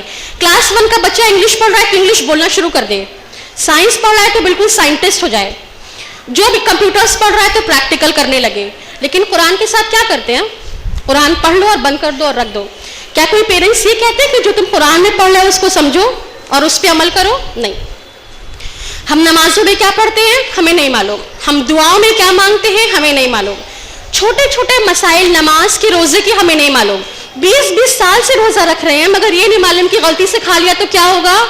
عورتیں اگر بیچ کی پیریڈز آ گئے 12 بجے 1 بجے تو کیا کریں, روزہ کنٹینیو کریں کہ روزہ چھوڑ دیں, ہو جائے گا کہ نہیں ہو جائے گا پتہ نہیں. یعنی اتنے سالوں سے آپ روزہ رکھ رہے ہیں, آپ نمازیں پڑھ رہے ہیں, آپ کو نہیں معلوم کہ اس کے بیسک مسائل کیا ہے, نماز کیسے ٹوٹ جاتی ہے, نماز میں آپ کیا کر سکتے ہیں, نماز کیسے, روزہ کیسے مکروہ ہو جاتا ہے, پتہ نہیں. بس روزہ رکھے جا رہے ہیں, نمازیں پڑھے جا رہے ہیں, اللہ کے سامنے جا کے کھڑے ہو جائیں گے. تو ایسا نہیں ہوگا. آپ بچ نہیں سکتے یہ کہہ کے کہ ہمیں نہیں معلوم تھا. تو ضروری ہے کہ علم حاصل کرنے کی فکر کیجیے, کتابیں خریدیے, اسے پڑھیے. آج کل تو آپ کے پاس موبائل ہے, موبائل کا بہت یوز کرتے ہیں, یہ بھی یوز کریے کہ اس سے علم حاصل کریے. اپنے گھر میں ضرور کوشش کر کے 1 گھنٹہ 1.5 گھنٹہ بیٹھیے اور آپس میں ڈسکس کریے. جانیے تو کہ قرآن کیا کہہ رہا ہے, جانیے تو اللہ کے رسول کیا لے کر آئے ہیں, جانیے تو آپ کو کیا کرنا ہے, جانیے تو آپ ساتھ میں کیا لے کر جائیں گے اور کیا چھوڑ کر جائیں گے. تو پتہ چلا کہ سب سے پہلے ریکوائرمنٹ کیا ہے مسلمان ہونے کی؟ علم حاصل کرنا. اب جب علم حاصل کریں گے تو سب سے پہلے کس کے بارے میں جانیں گے؟ جس نے آپ کو دنیا میں بھیجا ہے, اللہ تعالیٰ کے بارے میں. ایک بامقصد زندگی گزارنے کے لیے بہت ضروری ہے کہ اللہ تعالیٰ سے آپ کا تعلق بہت مضبوط ہو, آپ کی تمام محبت کا مرکز اللہ تعالیٰ ہو. سورہ بقرہ سورہ نمبر 2 آیت 163 میں کہا وَإِلَٰهُكُمْ إِلَٰهٌ وَاحِدٌ لَا إِلَٰهَ إِلَّا هُوَ الرَّحْمَٰنُ الرَّحِيمُ, اور تمہارا الہ وہی ایک الہ ہے اور کوئی معبود نہیں اس رحمان و رحیم کے علاوہ. تو سب سے پہلی بات یہ ہے کہ اللہ تعالیٰ کو جانیے, اللہ کو سمجھیے, اللہ کی معرفت حاصل کریے. آپ کی تمام محبت کا مرکز اللہ ہو, آپ کے دل میں اللہ کی بڑائی, اللہ کی عظمت کا احساس ہو کہ کتنا عظیم ہے آپ کا رب جس نے پوری دنیا بنائی ہے. آپ کے دل میں یہ بات گھر کر جائے کہ اللہ ہی مالک ہے, اللہ ہی خالق ہے, لینے والا بھی اللہ ہے, دینے والا بھی اللہ ہے. جو کچھ ہمارے پاس ہے وہ اللہ کا ہے, اللہ نے دیا ہے, اللہ کبھی بھی لے سکتا ہے. مال دینے والا, رزق دینے والا, اولاد دینے والا, عزت دینے والا, نفع دینے والا صرف اللہ رب العالمین ہے اور کوئی نہیں ہے. اس بات کو سمجھیے کہ آپ صرف اللہ کے ہو کے رہیں. زندگی کے ہر معاملے میں آپ اللہ کی طرف پلٹے کہ اس معاملے میں اللہ کیا کہتا ہے, آج کل کا فیشن کیا کہتا ہے, یا اور لوگ کیا کہتے ہیں, یا ہمارے خاندان کیا کہتا ہے, یا اور کچھ نہیں. اس معاملے میں اللہ کیا کہتا ہے, اس بات کی فکر کریے اور اس بات کو جاننے کی کوشش کریے. اللہ ہی ہے جو ہماری ہر مشکل کو آسان کرنے والا ہے. اللہ ہی ہے جس نے ہمیں یہاں بھیجا, ہمارے ساتھ ہدایت بھیجی اور واپس ہم اسی کے پاس جانے والے ہیں. ہر مشکل اور ہر مصائب میں آپ کس کو پکاریے؟ صرف اللہ کو پکاریے. پورا بھروسہ اور پورا توکل کس پہ کیجیے؟ اللہ پہ کیجیے, کیونکہ آپ کی پریشانی کو صرف کون دور کر سکتا ہے؟ اللہ سبحانہ و تعالیٰ. سورہ نمبر 27 آیت نمبر 62 میں کہا کہ کون ہے جو بے قرار دلوں کی پکار کو سنتا ہے جب وہ اسے پکارتے ہیں اور ان کی پریشانی کو وہ دور کر دیتا ہے. وہ کون ہے؟ صرف اللہ تعالیٰ. تو ضروری ہے کہ اللہ سے اپنا رشتہ بہت مضبوط کریے. اس زمین پر جو کہ اللہ نے بنائی ہے اور انسانوں کو جو اللہ نے بنایا ہے, تو بہت ضروری ہے کہ اس زمین پر اللہ کا حکم چلے. اس زمین پر انسان کا قانون نہیں چل سکتا, وہ ایپلیکیبل ہی نہیں ہے. کیوں؟ کیونکہ کہا سورہ اعراف سورہ نمبر 7 آیت نمبر 54 میں لہ الخلق والامر, کہ سن لو تخلیق بھی اسی کی ہے اور حکم بھی اسی کا چلے گا. تو کیا پتہ چلا کہ اگر آپ کو زندگی بامقصد گزارنی ہے اور واقعی آپ اپنی زندگی کو اللہ کی مرضی کے مطابق گزارنا چاہتے ہیں, پہلی ریکوائرمنٹ اللہ کو پہچانیے, علم حاصل کریے. اس کے لیے کیا کر سکتے ہیں؟ اللہ کو کیسے پہچانیں گے؟ اللہ کی نشانیوں پہ غور کریے، اللہ کی آیات پہ غور کریے. ایک نشانی تو قرآن ہے، قرآن میں غور کریے، اور اس کے بعد یہ پوری دنیا کو دیکھیے. کس نے بنائی ہے پوری دنیا؟ اللہ تعالیٰ نے. وہی اللہ ہے جس نے اتنا نازک سا پھول بنایا، اور وہ پہاڑ، سخت پہاڑ بھی اسی نے بنایا. اتنا گرم سورج بنایا اور ٹھنڈا چاند بنایا. زمین کی پانی کے اندر کی مچھلیاں بنائی، اور آسمان میں والی چڑیا بھی اسی نے بنائی. تو اپنے اللہ کو پہچانیے اس کی ان تمام نشانیوں کے ساتھ. اب جب آپ اللہ کو پہچاننا چاہتے ہیں تو اللہ کو آپ کیسے پہچان سکتے ہیں؟ ذریعہ کیا بنے گا؟ قرآن. اللہ تعالیٰ نے قرآن کو اس لیے بھیجا تاکہ ہم قرآن کو پڑھیں اور سمجھیں اور اس سے ہدایت حاصل کریں اور اس کی مرضی کے مطابق قرآن نے جو مقصد بتایا اس مقصد کے تحت زندگی کو گزاریں. لیکن اگر ہم نے قرآن کو سمجھا ہی نہیں تو قرآن کے آنے کا مقصد بھی کوئی حل نہیں ہوا اور ہمارے آنے کا مقصد بھی حل نہیں ہوا. تو قرآن فرمایا سورہ حامیم سجدہ سورہ 41 آیت 44 میں، قل ہوا للذین آمنوا ھدی و شفاء، کہہ دو کہ ایمان والوں کے لیے یہ قرآن ہدایت ہے اور شفا ہے. تو قرآن کو ضروری ہے کہ قرآن پہ غور و فکر کیا جائے، اس پہ تدبر تفکر کیا جائے اور اس کے تمام احکامات کو اپنی زندگی میں نافذ کر لیا جائے. قرآن پہ عمل کر کے ہی آپ دنیا میں بچ سکتے ہیں، قرآن کی پہ عمل کر کے ہی آپ آخرت میں بچ سکتے ہیں. مشکات کی حدیث ہے، حضرت ابن عباس راوی ہیں، رسول اللہ صلی اللہ علیہ وسلم نے کہا کہ جو کوئی قرآن کی پیروی کرے گا نہ وہ دنیا میں بے راہ ہوگا اور نہ آخرت میں اس کے حصے میں محرومی آئے گی. تو اگر دنیا حاصل کرنی ہے اور آخرت حاصل کرنی ہے تو کیا کرنا ہوگا؟ قرآن پہ عمل کرنا ہوگا. قرآن ہمیں ہماری زندگی کے ہر مسئلے کا حل دیتا ہے. قرآن اس دنیا میں سربلندی اور آخرت میں نجات کا ضامن ہے. مگر ہم نے قرآن کے ساتھ کیا کیا ہے؟ آج ہمارا قرآن تو پیک ہو کر رکھا ہے، کب کھلے گا؟ رمضان میں کھلے گا. ہم نے آج قرآن کو اپنے سے اتنا دور رکھ دیا ہے صرف اس لیے کہ اس کی بے ادبی نہ ہو. اور اسے پڑھتے کب ہیں؟ میت کو ثواب پہنچانے کے لیے اور جن بھوت بھگانے کے لیے اور تعویذ گنڈے بنانے کے لیے اور پتہ نہیں کیا کیا خرافات میں. حالانکہ قرآن آیا کس لیے تھا؟ ہم کوئی کتاب، قرآن ایک کتاب ہے نا، یہ تو آپ مانتے ہیں نا. کوئی بھی کتاب کیوں کتاب کا مقصد کیا ہوتا ہے یہ بتائیے. دنیا کی کوئی ایسی کتاب ہے جو آپ اوپر رکھ دیتے ہو، کبھی کبھی کھولتے ہو پڑھتے ہو پھر اوپر رکھ دیتے ہو، سمجھ میں نہ آتی ہو؟ کوئی کتاب ایسی پڑھتے ہیں؟ بس ایسا رویہ کس کے ساتھ؟ قرآن کے ساتھ. تو قرآن آئی تو اس لیے تھی کہ پڑھا جائے، سمجھا جائے، اس پہ عمل کیا جائے. لیکن ہم نے آج قرآن کے ساتھ کیا کر رہے ہیں؟ ہم اگر قرآن ہی نہیں پڑھا، سمجھا ہی نہیں تو ہدایت کس بات کی؟ اور جب ہدایت ہی نہیں ہے تو مقصد کیسا؟ اور جب مقصد ہی نہیں ہے تو زندگی کبھی با مقصد ہو سکتی ہے؟ نہیں. کیسی زندگی ہوگی؟ بے مقصد، بے وجہ ہم یہاں دن کاٹ رہے ہیں اور وہاں جا کے ہمیں ان دنوں کا حساب بھی دینا ہے. سب سے بڑی بات تو یہی ہے. تو ضروری ہے کہ قرآن سے اپنا رشتہ بہت مضبوط کریے. قرآن سے پوچھئے کہ آپ کون ہیں. قرآن سے پوچھئے کہ آپ کا عقیدہ کیا ہونا چاہیے. قرآن سے پوچھئے کہ اللہ اور اس کے بندوں کا آپ پر کیا حق ہے، آپ ان حقوق کو کیسے ادا کریں گے. قرآن سے پوچھئے کہ آپ کی عبادات کیسی ہوں، آپ کے معاملات کیسے ہوں، تمام لوگوں سے آپ کا تعلق کیسا ہو، ہمارا دوست کون ہو، ہمارا دشمن کون ہو، ہمارا لینا دینا کیسا ہو، ہمارا جینا مرنا کیسا ہو. یہ سب آپ کو قرآن بتائے گا. تب بتائے گا جب آپ اس کو کھولیں گے اور اس کو پڑھیں گے اور اس کو سمجھیں گے. آج قرآن کا حکم کیا ہے، ہمارا عمل کیا ہے؟ قرآن کیا کہتا ہے پردے کے بارے میں؟ اور آج کل کی ہماری مسلم لڑکیوں کا پردے کا کیا حال ہے؟ قرآن کیا کہتا ہے جھوٹ کے معاملے میں، وراثت کی تقسیم کے معاملے میں، حلال و حرام کے معاملے میں، تمام معاملات میں دیکھیے قرآن کیا کہہ رہا ہے اور ہم کیا کر رہے ہیں. اصل میں ہمیں پتہ ہی نہیں کہ قرآن کیا رہا ہے، کیا کہتا کیا ہے. تو ہمیں جو سمجھ میں آتا ہے ہم وہ کرتے ہیں. یہ بالکل غلط ہے، بالکل غلط. آپ اللہ تعالیٰ کے سامنے کیا عذر دے کر، کیا بات کہہ کر بچیں گے کہ اللہ تعالیٰ بس نہیں ضرورت محسوس کی، نہیں کھولا، نہیں پڑھا. تو ایسا نہیں کرنا ہے. تو قرآن کے ساتھ رشتہ بہت مضبوط کریے. اور ایک اہم بات یہ ہے کہ یہ مت سوچیے گا کہ کل کریں گے اور ٹھیک ہے کسی دن کر لیں گے، اگلے رمضان میں قرآن کھولیں گے، حج کرنے کے بعد قرآن پڑھیں گے، ریٹائر ہونے کے بعد قرآن پڑھیں گے. ایسا بالکل مت کریے. کب کریں گے؟ آج کریں گے اور ابھی کریں گے، کیونکہ موت کا کوئی بھروسہ نہیں ہے. ڈاکٹر فرحت ہاشمی کا نام تو آپ سب نے سنا ہوگا. ایک معروف اسلامک اسکالر ہیں. ان کا ایک انسٹیٹیوٹ بھی ہے الہدا، جہاں پہ وہ قرآن سکھاتی ہے. تو ڈاکٹر فرحت ہاشمی نے اپنے یہاں قرآن سیکھنے کے لیے ایک لیڈی کو بلایا, ان سے کہا کہ آپ ہمارے یہاں آئیے اور قرآن سیکھیے. تو اس لیڈی نے کہا کہ میرے بچے بھی بہت چھوٹے ہیں, میرے بچوں کو اسکول جانا ہوتا ہے, مجھے ان کو لانا ہوتا ہے, پھر ٹیوشن بھیجنا ہوتا ہے, میرے پاس ٹائم نہیں ہے. میں آؤں گی, ایسی بات نہیں کہ میں نہیں آؤں گی, میں ضرور آؤں گی, لیکن ابھی وقت نہیں ہے. پھر ان سے کچھ دنوں کے بعد کہا گیا کہ آئیے آپ قرآن سیکھیے. تو انہوں نے کہا کہ ابھی میرا گھر بن رہا ہے, میں اگر اپنا گھر بنوا لوں, گھر پورا ہو جائے, پھر میں ضرور آؤں گی قرآن سیکھنے. ایسی بات نہیں ہے کہ مجھے آنا نہیں ہے, لیکن میں ذرا بزی ہوں, ابھی وقت نہیں ہے. ٹھیک ہے, ان کا گھر بھی بن گیا. انہوں نے فارم بھی بھر دیا قرآن سیکھنے کے لیے, کلاس جوائن کرنے کے لیے فارم بھی بھر دیا, لیکن وہ ایک دن بھی کلاس میں نہیں جا پائیں. کیوں نہیں جا پائیں؟ ان کی ایک دوست نے ڈاکٹر فرحت ہاشمی کو فون کر کے بتایا کہ میری فرینڈ نے فارم تو بھرا تھا لیکن وہ کلاس میں نہیں جا پائیں. کیوں؟ کیونکہ اسی بیچ میں وہ بیمار پڑ گئی, اور جب انہیں ہسپتال لے جایا گیا تو پتا چلا کہ انہیں کینسر ہے, اور اب وہ ہسپتال میں ایڈمٹ ہیں.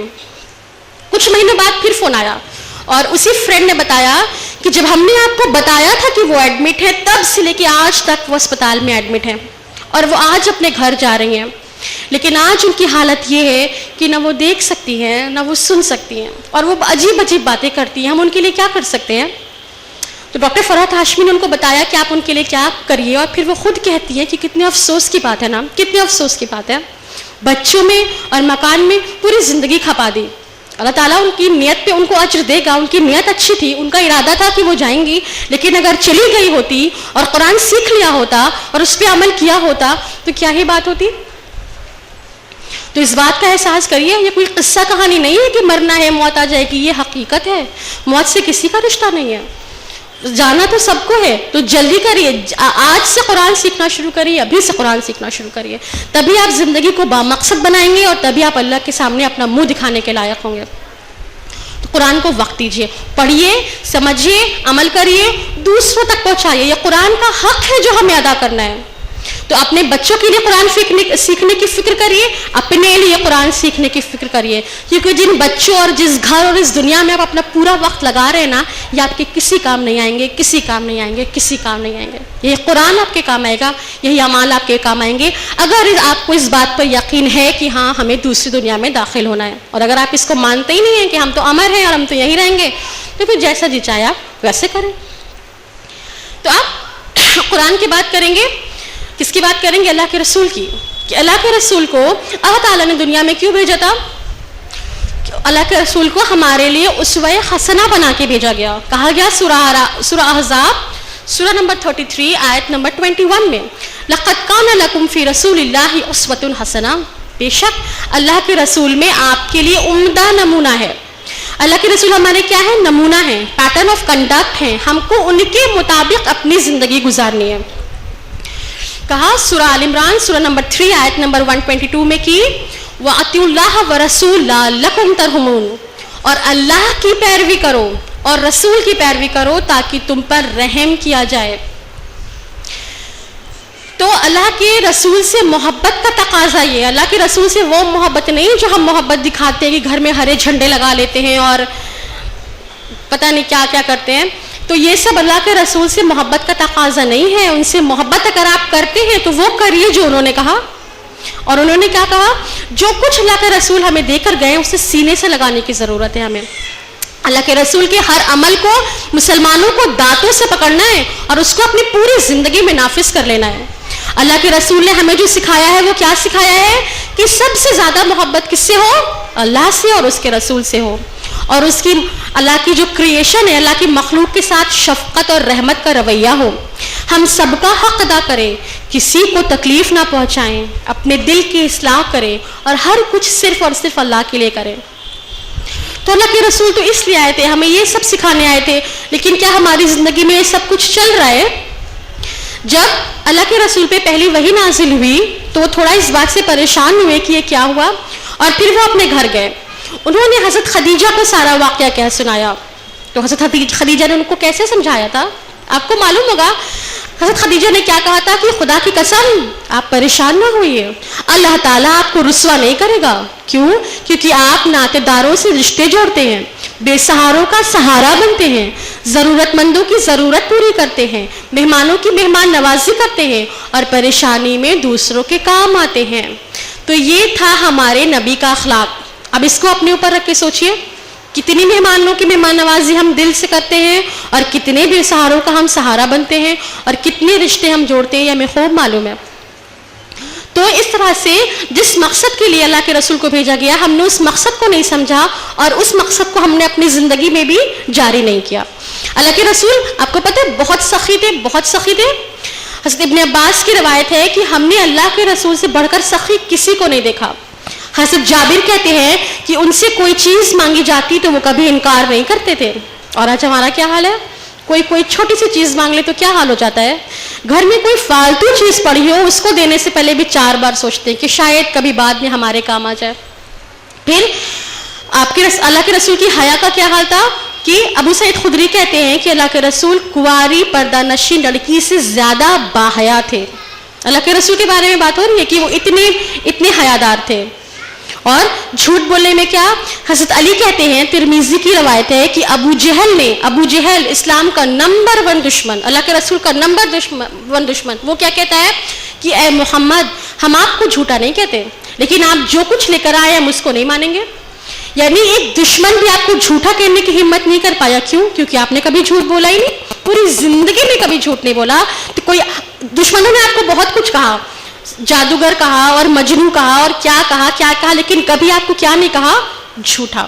اور آج ہماری زندگی میں کیا حال ہے کہ دن بھر میں ہم کتنے جھوٹ بولتے ہیں, ہم کو خود ہی نہیں پتا ہوتا. آج سب سے سمارٹ کون مانا جاتا ہے؟ جو جھوٹ بول کے اپنا کام نکال لے. کام نکالنے سے مطلب ہے جھوٹ بولو, سچ بولو, کیسے بھی بولو, اگر کام نکل گیا تو آپ عقل مند مانے جائیں گے, اور اگر سچ بول کے آپ نے اپنا کام بگاڑ لیا تو آپ بیوقوف مانے جائیں گے. تو دیکھیے کہ کتنا ہم اپنی زندگی کے مقصد پہ ہیں اور کتنا ہم اس مقصد سے غافل ہیں. اب آئیے, یہ تو تھی قرآن اور اللہ کے رسول اور حدیث اور سنت کی بات. اب بات کرتے ہیں اپنے عبادات کی. ہم سب عبادت کرتے ہیں ماشاءاللہ, نمازیں, روزے, زکوٰۃ, حج, یہ ہم سب کرتے ہیں. تو آئیے یہ دیکھیں کہ ہماری عبادات کا مقصد کیا ہے, اللہ تعالیٰ نے وہ عبادات ہمارے پر کیوں فرض کی, ہم نے اس کو کیا سمجھا اور اس کے ساتھ کیا کر رہے ہیں. سب سے پہلے بات کریں گے نماز کی. سب سے پہلے نماز کی بات اس لیے کیونکہ روز قیامت جس چیز کا سب سے پہلے حساب ہوگا وہ کیا ہے, نماز. نماز کو مومن کا معراج کہا گیا. اللہ کے رسول نے نماز کو اپنی آنکھوں کی ٹھنڈک بتایا اور اسے ایمان اور کفر کے درمیان حائل بتایا. تو نماز کی اہمیت تو سب لوگ جانتے ہیں کہ نماز کتنی اہم ہے, کیوں فرض کی گئی. اور لیکن کیا آپ کو نماز کا مقصد معلوم ہے کہ نماز ہم کو کیا سکھاتی ہے؟ نماز ہم کو کیا سکھاتی ہے بتائیے. نماز میں ہم کس سے باتیں کرتے ہیں؟ اللہ تعالیٰ سے باتیں کرتے ہیں. یعنی ڈائریکٹ ہم کھڑے ہو کر اللہ تعالیٰ سے بالکل ڈائریکٹلی باتیں کرتے ہیں. تو اس وقت ہمارے اندر یہ احساس آنا چاہیے نا کہ اللہ ہم کو دیکھ رہا ہے, وہ ہماری باتیں سن رہا ہے. جو کوئی نہیں جانتا وہ اللہ جانتا ہے. اور یہ جب ہم نیت باندھ کر سیدھے نماز میں کھڑے ہوتے ہیں تو ہمارے اندر یہ احساس ہونا چاہیے کہ ایک دن ایسے ہی اللہ کے سامنے ہم جا کر کھڑے ہو جائیں گے اور اللہ تعالیٰ ہم سے سوال کرے گا اور ہمیں اس کا جواب دینا ہوگا. نماز ہمیں وقت کی پابندی سکھاتی ہے کیونکہ نماز وقت پہ فرض ہے نا. ظہر کو ظہر کے وقت ہی پڑھنا ہے, عصر کو عصر کے وقت ہی پڑھنا ہے. تو نماز ہم کو سکھاتی ہے کہ وقت کی پابندی. تو اسی طرح سے ہماری پوری زندگی میں بھی وقت کی پابندی ہونی چاہیے.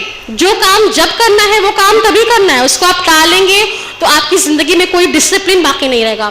نماز آپ کی زندگی میں ڈسپلن لانے کے لیے آئی تھی, لیکن ہم نے وہ مقصد نہیں سمجھا. پھر نماز میں ہم کیا پڑھتے ہیں؟ کچھ بھی پڑھ دیتے ہیں؟ نہیں, صرف وہی پڑھتے ہیں جو اللہ تعالیٰ نے ہم کو سکھایا, ورنہ ہماری نماز ٹوٹ جائے گی. یہ تو ہم کو معلوم ہے. تو کیا ہم اپنی زندگی میں ایسے عمل کرتے ہیں کہ جس کا اللہ نے حکم دیا, جو اللہ نے سکھایا وہی بولنا ہے؟ بالکل نہیں. ہم کچھ بھی بولتے ہیں, ہماری باتوں سے سامنے والے کا دل ٹوٹ جاتا ہے, لیکن ہم اس کی پرواہ نہیں کرتے. حالانکہ نماز تو یہی سکھا رہی تھی کہ جو کہا جائے وہی پڑھیے, ورنہ آپ کی نماز ضائع ہو جائے گی. تو یہ ہم کو اپنی زندگی میں بھی لانا چاہیے تھا نا کہ وہی بولے جس کا حکم ہے, وہی بولے جو دوسروں کو اچھا لگے. ایسا کچھ نہ بولے جو جس سے کسی کو تکلیف پہنچے. پھر نماز میں ہم کہاں دیکھتے ہیں؟ ادھر ادھر کہیں بھی دیکھتے ہیں؟ نہیں دیکھتے, صرف سامنے دیکھتے ہیں سیدھا. اور لیکن اپنی زندگی میں, اپنی اصل زندگی میں کیا کرتے ہیں؟ ادھر جھانکنا, ادھر تاکنا, ان کا میٹر کیا ہے, ان کا مسئلہ کیا ہے, سب کی زندگی میں گھسے رہتے ہیں. تو ہم نے نماز کے مقصد کو نہیں سمجھا. نماز ہمیں بے حیائی اور برائی سے بچانے کے لیے آئی تھی, یہ ہم نے نہیں سمجھا. बाजमात नमाज पढ़ना हमें यूनाइट करने के लिए आया था, ये हमने नहीं जाना। और हम जो कुछ नमाज में पढ़ते हैं, जो दुआएं और जो अस्कार हम नमाज में करते हैं, अगर आपको वो मालूम हो इसका माना, तो आप जानेंगे कि नमाज हमको क्या क्या क्या सिखाती है। लेकिन हमने अपने नमाजों को बेमकसद बना लिया। पढ़ते सब हैं, लेकिन उसके बाद अखलाक का क्या हाल है, मामलात का क्या हाल है, ये बताने की ज़रूरत नहीं। नमाज तो हम ऐसे पढ़ते हैं कि बस फ़र्ज़ अदा हो जाए। लोग कहते हैं कि फ़र्ज़ अदा करना है, ऐसा लगता है जैसे कोई कर्ज अदा करना है। तेरी सजदे तुझे काफिर न कर दे इकबाल, तो झुकता कहीं और है, सोचता कहीं और है। यही हाल है ना नमाज में। नमाज पढ़ रहे हैं, जो कभी नहीं याद आता वो नमाज में याद आ जाता है, क्योंकि नमाज में दिल ही नहीं लगता। अब आइए बात करते हैं रोज़े की। रोज़े में हमारा, जैसे हम रोज़े रमज़ान का महीना बिताते हैं, क्या हमारी पूरी ज़िंदगी वैसे बीतती है? रमज़ान तो यही सिखाने के लिए आया था। रमज़ान तो ट्रेनिंग है इस बात की कि जैसे हम रमज़ान में फ़िक्र करते हैं ना कि सहरी में उठना है, इफ्तार का वक्त क्या है, और किस तरह से अच्छे तरीके से रोज़ा रखें, ज़्यादा से ज़्यादा कुरान पढ़ें, अच्छे अच्छे काम करें, बुरे कामों से दूर रहें, टीवी से दूर रहें, सिर्फ अल्लाह के लिए खाना पीना छोड़ दें, सब छोड़ दें। तो रमज़ान ये सिखा रहा है कि बाकी की ज़िंदगी भी ऐसी ही होनी चाहिए। जो अल्लाह चाहे वो करिए, जिससे अल्लाह मना करे उसे छोड़ दीजिए। अल्लाह से ताल्लुक़ मजबूत करिए, कुरान से ताल्लुक़ मजबूत करिए, बिल्कुल वैसे ही जैसे आप रमज़ान में करते हैं। क्योंकि रमज़ान किस लिए आया था? रमज़ान का मकसद क्या है? लअल्लकुम तत्तक़ून, ताकि तुम तक़वा अख्तियार करो। लेकिन हमने रमज़ान में हमारा क्या हाल होता है? एक महीना तो हम अल्लाह की पूरी पूरी बात मानते हैं, उसके बाद के 11 महीने फिर वही हाल।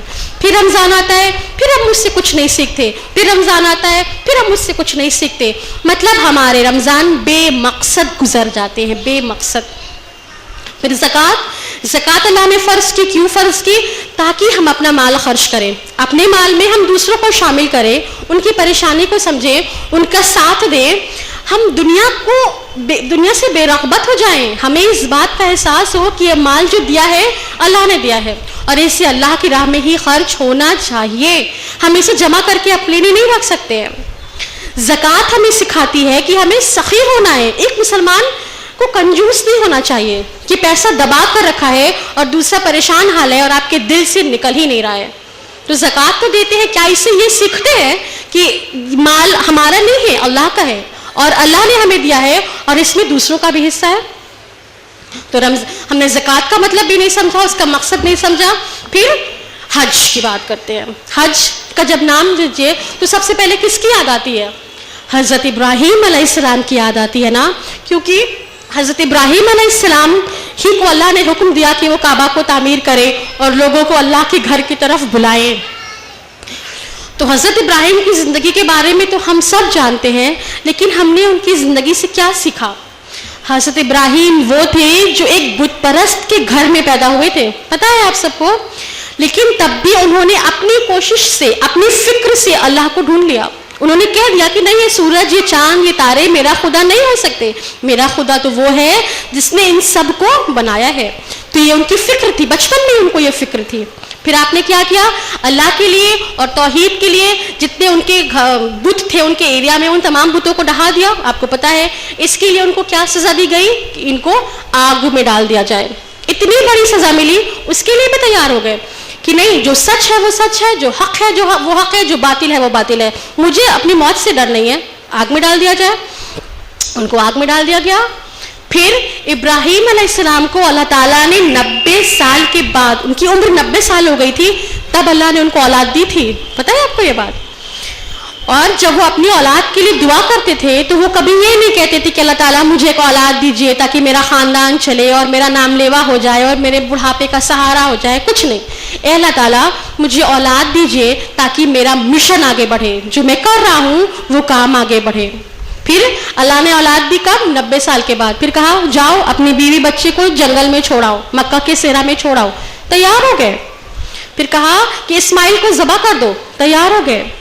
इसे कहते हैं मुस्लिम, इसे कहते हैं फर्माबरदार। जो कहा जाए, जब कहा जाए, जिसके लिए कहा जाए, तैयार हो गए, लब्बैक। और वो बच्चा भी कैसा? इस्माइल इस्लाम उस वक्त बच्चे थे, लेकिन जब उन्हें बताया गया, इब्राहिम अलैहिस्सलाम ने बताया कि बेटा तो अल्लाह ने तुम्हें ज़बह करने का हुक्म दिया, तो उन्होंने क्या कहा? अगर अल्लाह ने ऐसा हुक्म दिया है तो आप कर डालिए और आप मुझे सब्र करने वाला पाएंगे। एक बच्चे ने ऐसा कहा था। سوچیے اس بچے کی کیا تربیت کیا ہوگا ابراہیم علیہ السلام نے, کہ وہ اللہ کے لیے اپنی جان دینے کو راضی ہے, میں صبر کروں گا, آپ کریے جو اللہ تعالیٰ نے کہا ہے. اور آج ہم اپنے بچوں کی تربیت کیسے کر رہے ہیں؟ تھوڑی سی گرمی, تھوڑی سی بھوک, تھوڑی سی دھوپ ہمارے بچے برداشت نہیں کر پاتے ہیں, یہ ہمارا حال ہے.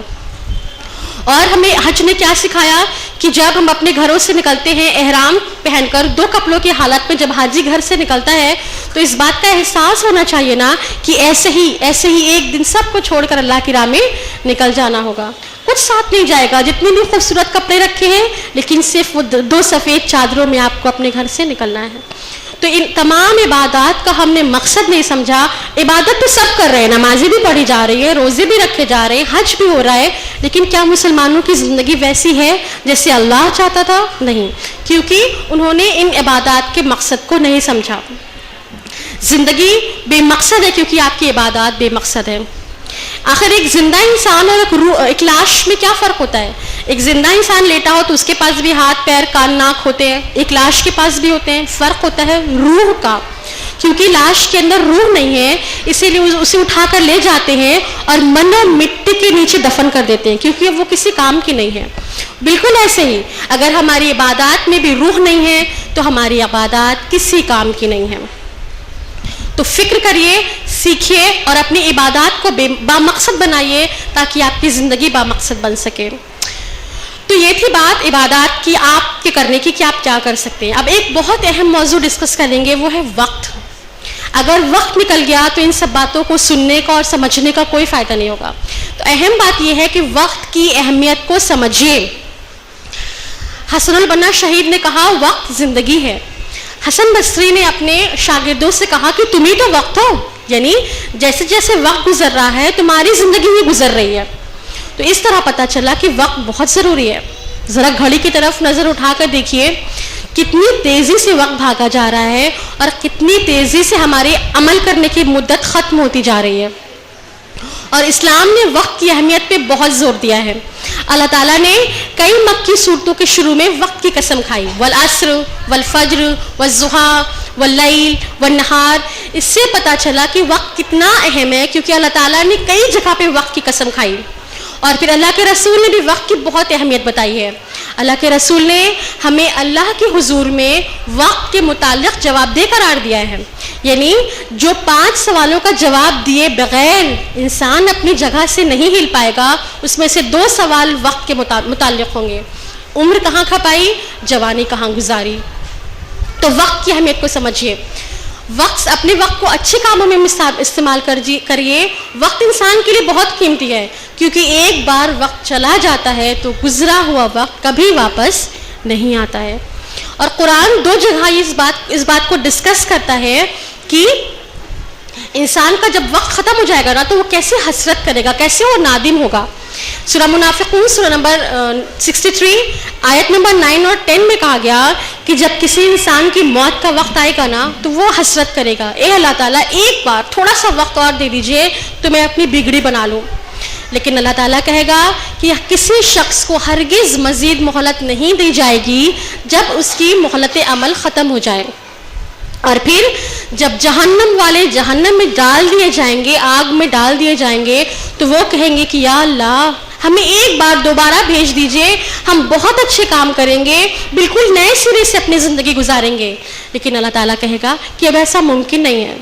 تو پتہ چلا کہ ایک بار وقت گزر گیا تو یہ گزرا ہوا وقت کبھی واپس نہیں آئے گا. تو جو وقت آپ کے پاس ہے اس کی قدر کیجئے, اس کا اچھا استعمال کیجئے, اچھے کام کرنے کی کوشش کیجئے.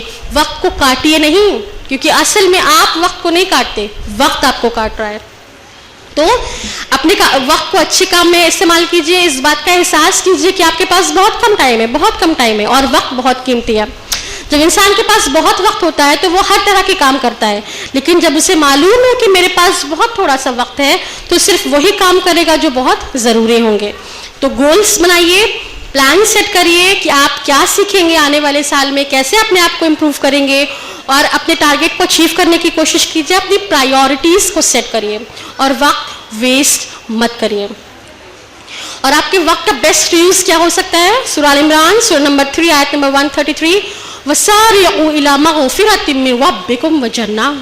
اور دوڑو اپنے رب کی مغفرت اور اس کی جنت کی طرف. تو آپ وقت کو اسی کام میں استعمال کیجئے کہ آپ اللہ کی جنت کے لیے جلدی کریں. تو یہ تمام وہ باتیں تھیں جس کو کر کے آپ اللہ کی جنت حاصل کر سکتے ہیں, آپ ایک بامقصد زندگی گزار سکتے ہیں. لیکن کیا ایک مسلمان ایسا ہے کہ وہ خالی اپنی فکر کرے؟ کیا آپ اکیلے جنت میں جانا چاہیں گے؟ وہ جنت بھی کیا جنت ہوگی نا جس میں ہمارے ساتھ ہمارے ماں باپ, ہمارے بچے, ہمارے ساتھی, ہمارے شوہر نہ ہو. تو ایک مسلمان کے لیے ضروری ہے کہ وہ خود بھی جنت کو حاصل کرنے کی کوشش کرے اور دوسروں کو بھی اس کو حاصل کرنے کی دعوت دے, دوسروں کو بھی اچھے کام کرنے کی تلقین کرے. اور یہی ایک مسلمان کی زندگی کا مقصد ہے, یہی ایک بامقصد زندگی ہو سکتی ہے. ہر زندہ انسان کی طرف یہ خطرہ دوڑا چلا آ رہا ہے کہ کب اس کی موت آ جائے اور کب کہنے سننے کا وقت ختم ہو جائے.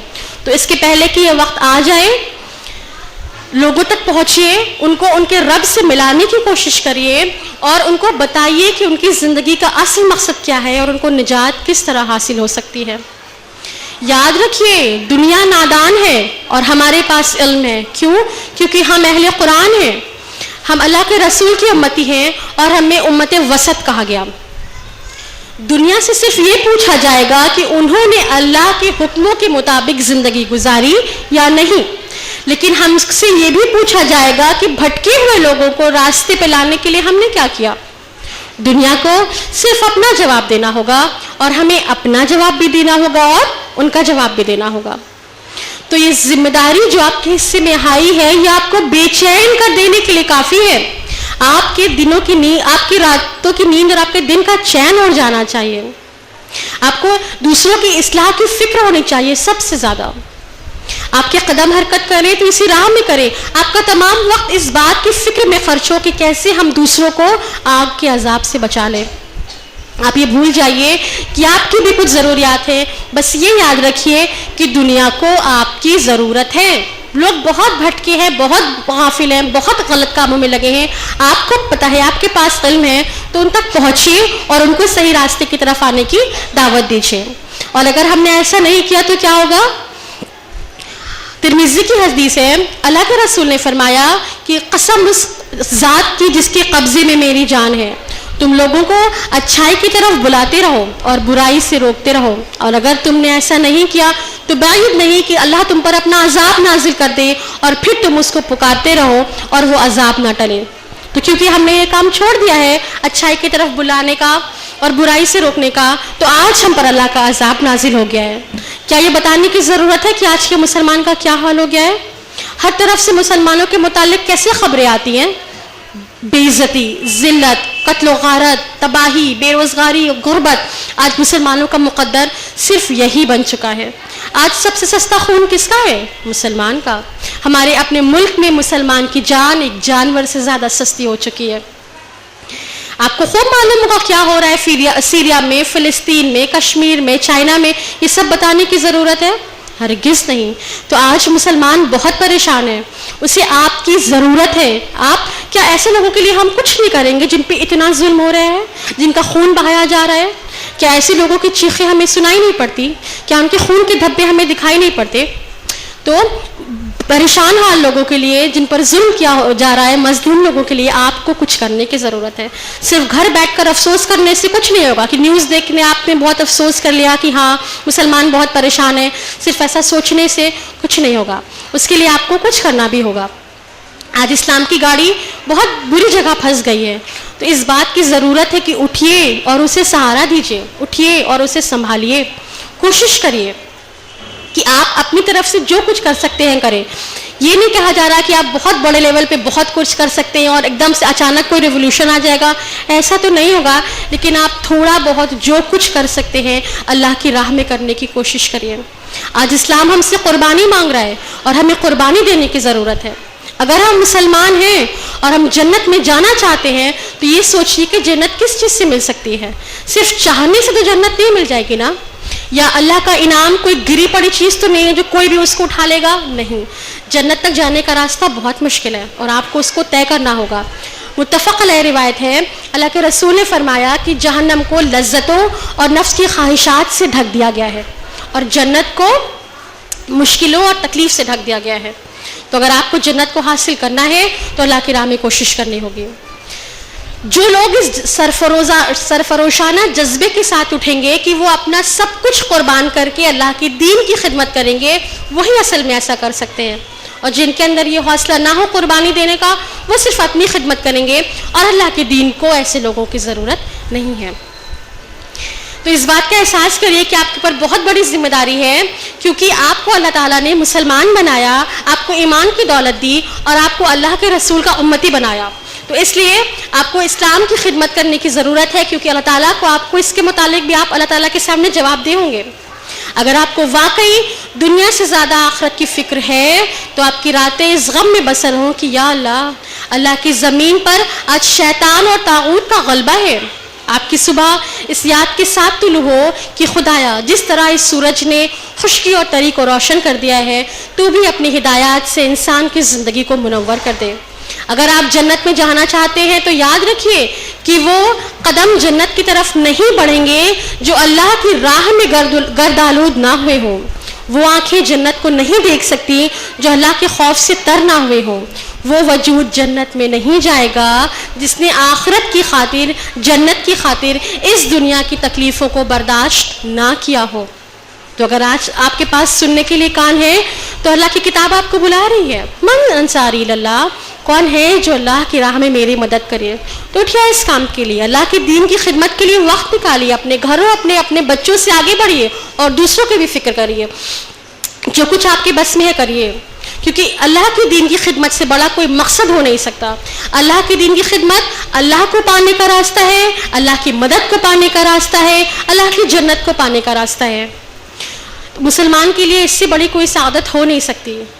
तो उठिए इस काम के लिए कि अगर इस काम के लिए नहीं उठेंगे तो फिर आपकी ज़िंदगी का क्या मकसद है, फिर आप किस काम के लिए उठेंगे। अगर आपको अल्लाह के दीन की कोई फ़िक्र नहीं है, इस्लाम की कोई फ़िक्र नहीं है, मुसलमानों की कोई फ़िक्र नहीं है, तो ये ज़िंदगी किस काम की। उठिए कि इससे बड़ा कोई काम नहीं, उठिए कि इससे बड़ी कोई सादत नहीं, उठिए कि अल्लाह को, ये अल्लाह की जन्नत की तरफ जाने का रास्ता है। उठिए इससे पहले कि आप ही उठा लिए जाएं। मैं इन 4 लाइनों के साथ अपनी बात को ख़त्म करूँगी। है तुझे बस यही धुन कि रहूं सबसे बाला, हो जीनत निराली, हो फैशन निराला, जिया करता है क्या यूं ही मरने वाला, तुझको हुस्न ज़ाहिर ने है धोखे में डाला। वाखिर दावाना अनिल हम्दुलिल्लाहि रब्बिल आलमीन। अस्सलामु अलैकुम व रहमतुल्लाहि व बरकातुहू। जज़ाकल्लाह खैरन कसीरा। सिस्टर, आपने हमें बहुत ही प्यारे अंदाज में हमारा मकसद ज़िंदगी बताया और ये समझाया कि बामकसद ज़िंदगी होती क्या है और हम ऐसा क्या करें कि हम अपनी ज़िंदगी को बामकसद बना पाएँ। तो मैं ये उम्मीद करती हूँ और अल्लाह से दुआ करती हूँ कि हम में से जितने भी लोग ने आज का ये लेक्चर सुना, आप सब और मैं यहाँ से जाने से पहले ये अहद कर लें, ये पुख्ता इरादा कर लें, ये फर्म डिटर्मिनेशन कर लें कि हम आज से ही अपनी ज़िंदगियों को बामकसद बनाएंगे, या यूं कह लें हम अपनी बेमकसद ज़िंदगी को बामकसद बनाएंगे, ताकि हम सबसे बड़ा सक्सेस, सबसे बड़ी कामयाबी और हकीकी कामयाबी हासिल कर पाएँ। करेंगे ना आप लोग ऐसा? कौन कौन करेगा? हैंड रेज करिए। बच्चे सोच रहे होंगे बड़ों से भी, हाँ माशाल्लाह सब लोग करेंगे। अल्हम्दुलिल्लाह, अल्लाह ताला हमें ऐसा करने की तौफीक अता फरमाए। And now we move towards the prize distribution of ceremony of Taqwa Islamic School. आप सब देख सकते हैं कि आज इस हॉल में तकवा के बहुत सारे बच्चे मौजूद हैं और उनके पेरेंट्स भी बहुत बेसब्री से बच्चों की प्राइज डिस्ट्रीब्यूशन का इंतज़ार कर रहे हैं। और स्टार्ट करने से पहले मैं ये अनाउंसमेंट करना चाहूँगी कि अगर आप में से कोई भी ऐसे सिस्टर्स हैं जो अपने टाइम, अपने स्किल्स, अपने टैलेंट्स को दीन इस्लाम के लिए सर्व करना चाहती हैं, अल्लाह की राह में सर्व करना चाहती हैं और ऐसी जॉब करना चाहती हैं, ऐसी गुड सैलरी जॉब करना चाहती हैं जहाँ बच्चों को ना सिर्फ फॉर्मल बल्कि उनकी एक बेहतरीन इस्लामिक तरबियत भी की जाए, ताकि हमारे बच्चे successful doctors, engineers, businessman, entrepreneurs, leaders बनने के साथ साथ प्रैक्टिसिंग मुस्लिम्स और इस्लाम के दाई भी बने और दावत हक यानी इस्लाम के ट्रू मैसेज को पूरी दुनिया में फैला दें इंशाअल्लाह। आमीन। मैं आप लोगों को बता दूं कि अभी भी तकवा इस्लामिक स्कूल में कुछ वैकेंसीज हैं.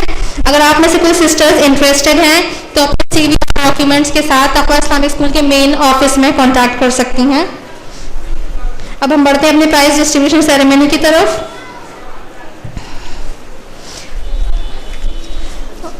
The first prize on our list, Excellence Award.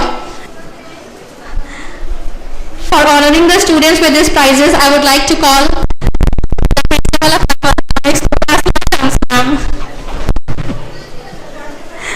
Oh yeah. Okay. First, we have the Academic Excellence Award, and the winners are Rushda Ziaul Khan of Junior KG A. जो लोग बैठे हैं please आप लोग को जरूरी है कि आप लोग क्लैप करें.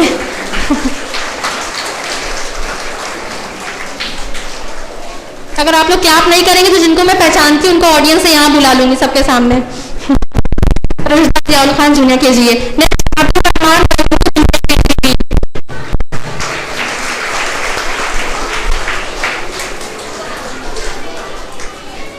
नेक्स्ट वी हैव अबू बकर और जूनियर KG B. अबू बकर और junior KG B.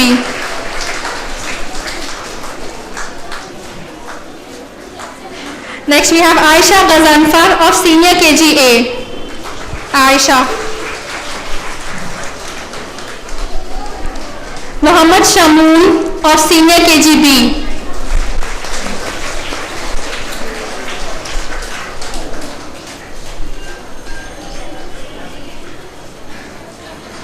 Ahmed Sami of Senior KG C.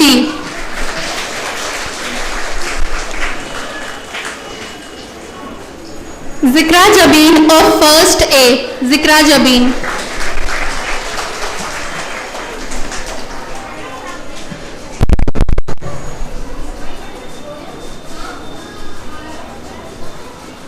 Okay, I think the certificate is missing. It's okay, we'll proceed on. Certificate later, Zikra Jabin. Okay. Muhammad Hanzala Ansari of First B. Muhammad Hanzala Ansari. Okay. Next we have Malak Fatima from First A. Malak Fatima.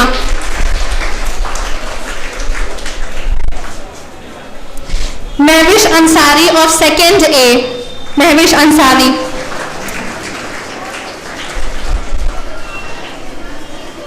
Muhammad Maaz of Second B.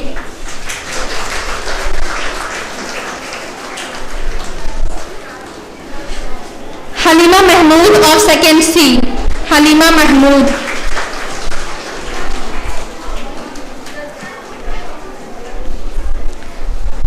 Liba Wahid of Third A.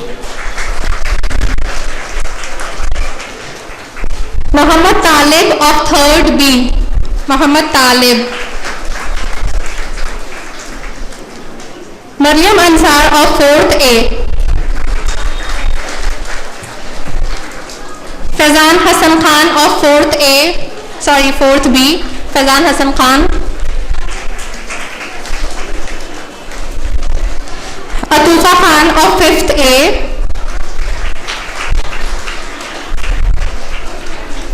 Audience आप लोग इतनी जल्दी मत थक जाइए, please claps करिए बच्चों के लिए ताकि वो लोग इनकरेज हों. अल मारूफ जिलानी ऑफ फिफ्थ बी. माशाल्लाह. अल मारूफ Jilani fifth B. Bushra Ali of sixth A.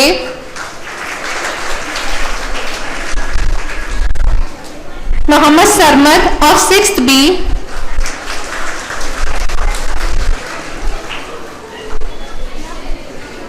Sumaya Taqir of class 7th.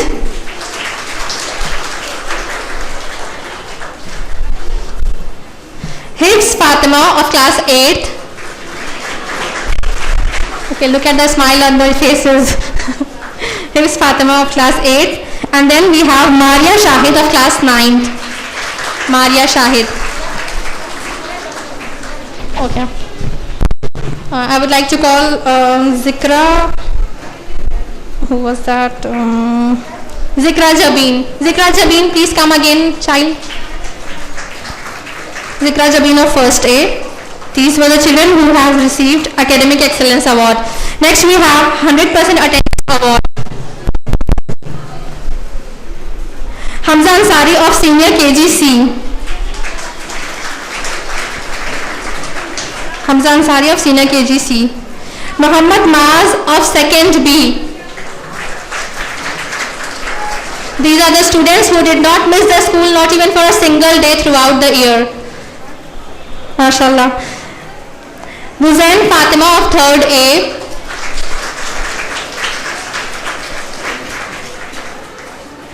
Abdul Kareem of 3rd B.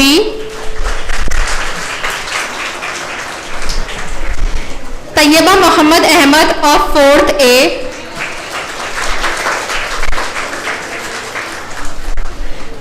Tuba Shamim Ansari of 5th A.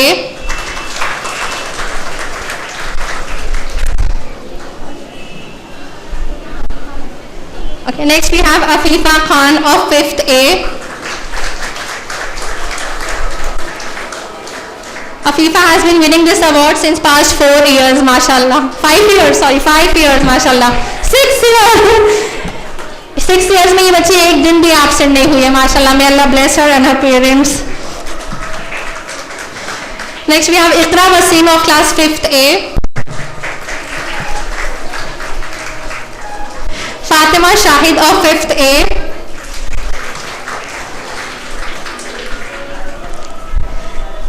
Daraq Ahmad of 5th B.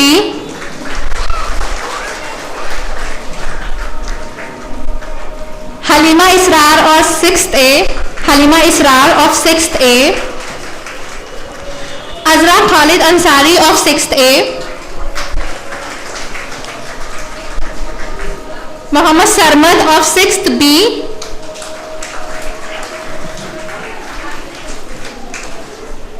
Oh, this is the second one. Arshana Talat of 7th A. Arshana Talat.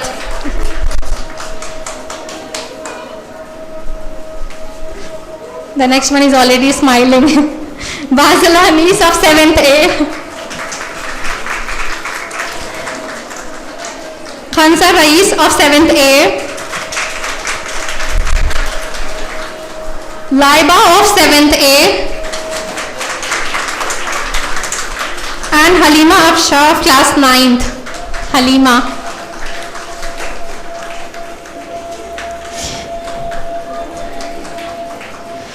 Okay, next we have some special prizes, Students Achievement and Appreciation Awards. And the award for the most versatile student goes to Syed Omar Ali of 1st A. Most versatile student, Syed Omar Ali. And Rayan Ansari of 3rd B. Rayan Ansari.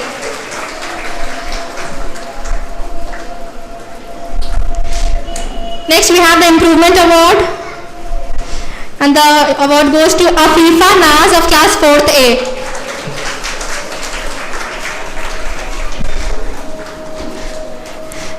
Next we have the Best Notebook Award.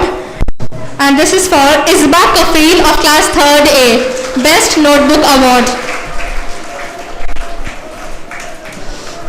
Okay, the next one on our list is the Best Class Leader. Can anyone guess who is the one? Best Class Leader. Arhama, obviously, because she's standing in the row. Arhama Javed of class 7th A. Now we have the Awesome Artist Award, and it goes to Hashira of class 5th A. Awesome Artist.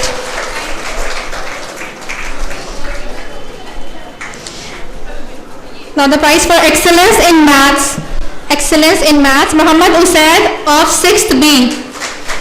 Excellence in Maths. Excellence in English, Maria Shahid of class 9th. Audience, please give them a big round of applause.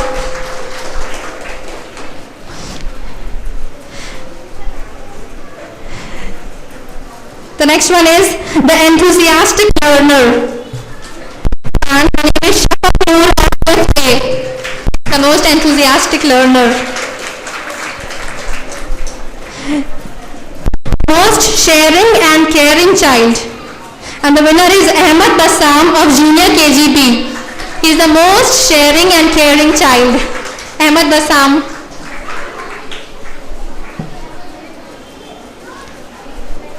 Okay, I think he's not present among us. Okay. Next we have the most cheerful child, Muhammad Arkam of Junior KGB. He's absent. Okay. Next we have the Remarkable Reader Award, Shaz Ahmed Ansari of First C. Remarkable Reader.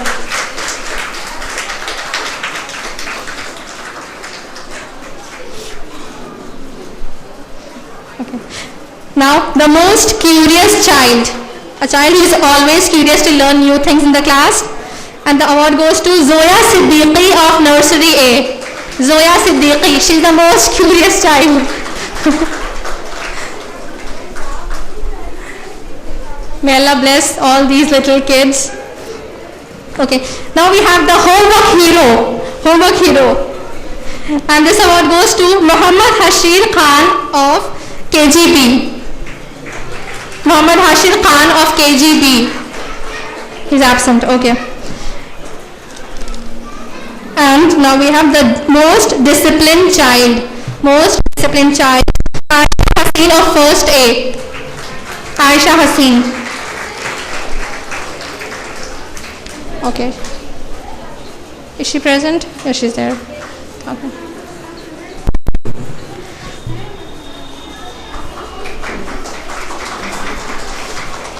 Okay. And now we have the prizes for the activities which were held throughout the academic year 2018 to 19. First we have collage making competition, and the winners are, okay, he's Ahmed Bassam. Okay, Ahmed Bassam, please come here to receive your honor. Audience, please clap for them. Mashallah. Okay, let's proceed on. We have collage making competition, and the winners are, there are two winners for this competition. Amina Ansari of 5th A.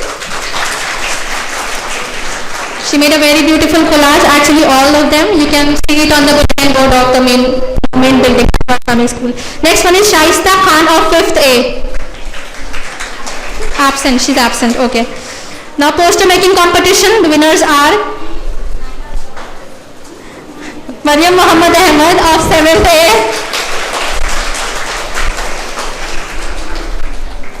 And Naila Asif of 7th A. Naila Asif. For this also two winners are there. Okay, next we have the story building competition, and the winners are Maria Shahid of 9th and Afifa Ejaz of class 8th. Afifa is absent. Maria Shahid of class 9th. They were in a team actually. Okay. Next we have recall and write competition, and the winners are Abdullah Naseem and Muddassir of class 8th. I think both of them are absent. Okay. And the last competition which we had is, the last one in this category.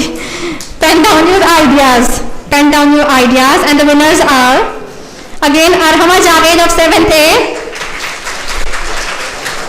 and Zainab of 7th A.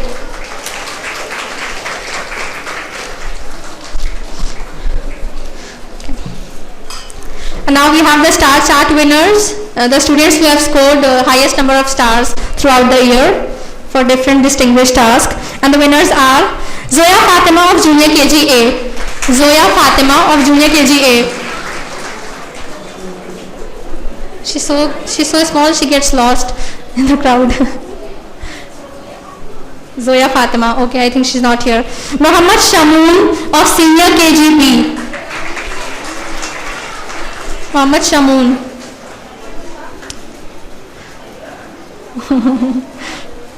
Mashallah. Okay, Aisha Khanam of 1st A. Aisha Khanam.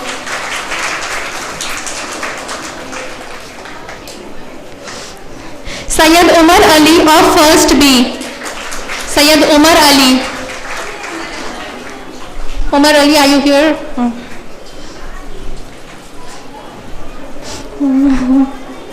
Abu Bakr of Junior KGB. Abu Bakr of Junior KGB.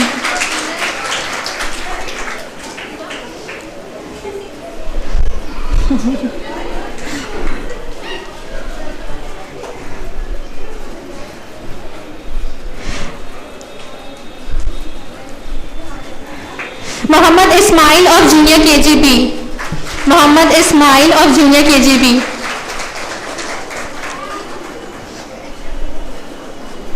Okay, he's absent, I think. Rafia Siddiqui of Senior KGA. Rafia Siddiqui. Muhammad Adil of Senior KGC. He's so happy, mashallah. Muhammad Adil. Malak Fatima of First C. Malak Fatima.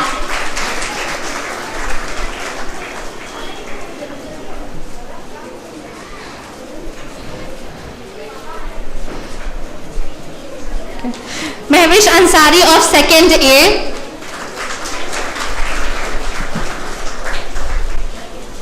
Mehwish Ansari, Second A. Abu Hamad of Second B.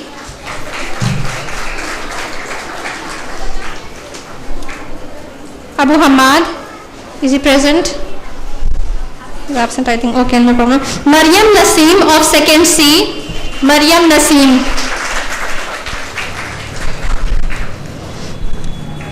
Sharia Aslam of Third A. Audience, I request you all to please make dua for these kids. May Allah make them all da'is of Islam. May Allah brighten their future as well. Sharia Aslam of Second, that was Sharia Aslam, right? Third A. Next we have Abdul Samad of Third B. Maryam Ansar of Fourth A.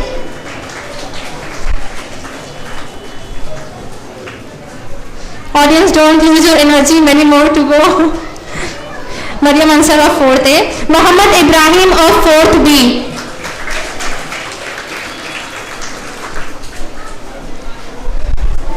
Atufa Khan of 5th A. Atufa Khan. Azjad Ansari of 5th B. Azrad Ansari, he's absent, okay. Azra Khalid of 6th A. Azra Khalid. I think this is the second one, right? Yeah. Ammarus Salam of 6th B.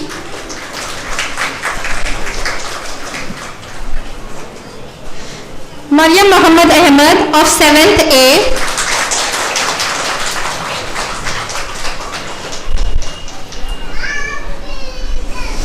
Khansa Rais of 7th A.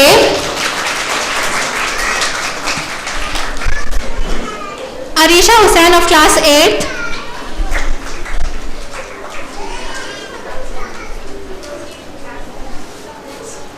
Fakiha Zainab of class 8th.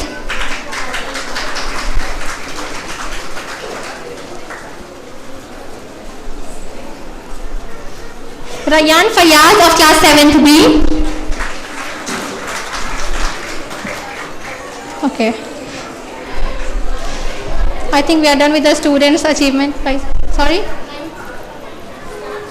Okay. The last one is Halima Shah of class 9th. Halima Shah. Halima, where is your first one? Okay. Okay, so these were the achievements award for the students. And now we have Teachers Achievement Awards for the academic session 2018 to 19. And the teacher who has been chosen as the most attentive teacher of is Shazia Hasib, ma'am. Most attentive teacher, Shazia Hasib, ma'am. Next we have the first responder. The teacher who always responds first to all the needs and requests of everyone. The first responder award, and the award goes to, any guess? Can anyone guess? Shaista Begum, ma'am. First responder award.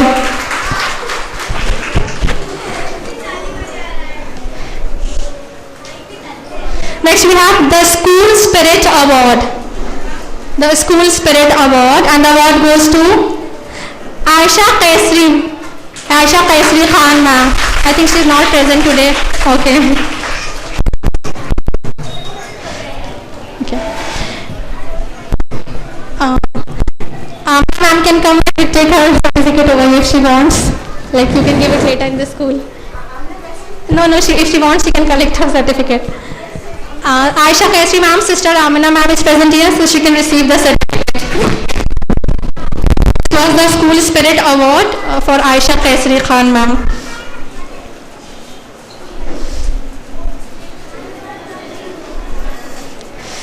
Next we have the Helping Hand Award. The teacher who is always ready to lend her helping hand. And the award goes to Azra ma'am. Azra ma'am.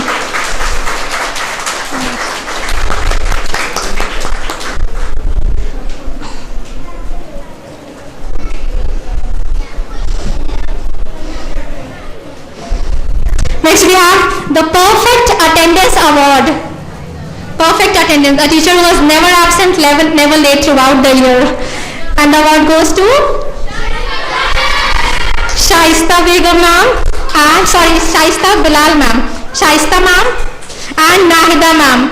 Both of them have received the 100% attendance award or the Perfect Attendance Award for the year. Shaista ma'am and Nahida Ishrat ma'am. Sorry? Shaista Begum. Okay. Shaista Begum was absent on even she might have. Okay, next we have the Best Caregiver. The Best Caregiver. And the award goes to Saleha Begum ma'am. Saleha ma'am. Best Caregiver.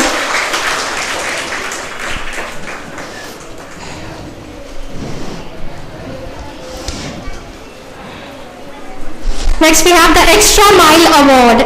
The teacher who always takes extra miles to contribute towards the school, and the award goes to Amina Kaisri ma'am. The Extra Mile Award.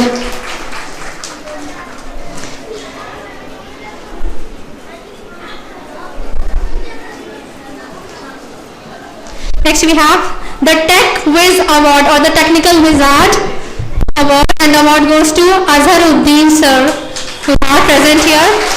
He has received the Technical Wizard Award. Next we have the Best Fresher Teacher, and the award goes to Muhammad Qasim sir. He is not present here. And now we have the Most Sincere Teacher Award. The Most Sincere Teacher, and the name is Absar Ahmed Nadwi sir. Absar sir. The students are even more happy than the teachers. MashaAllah. And now we have the last award on our list, that is the Outstanding Teacher Award, and the award goes to Hira Rahman.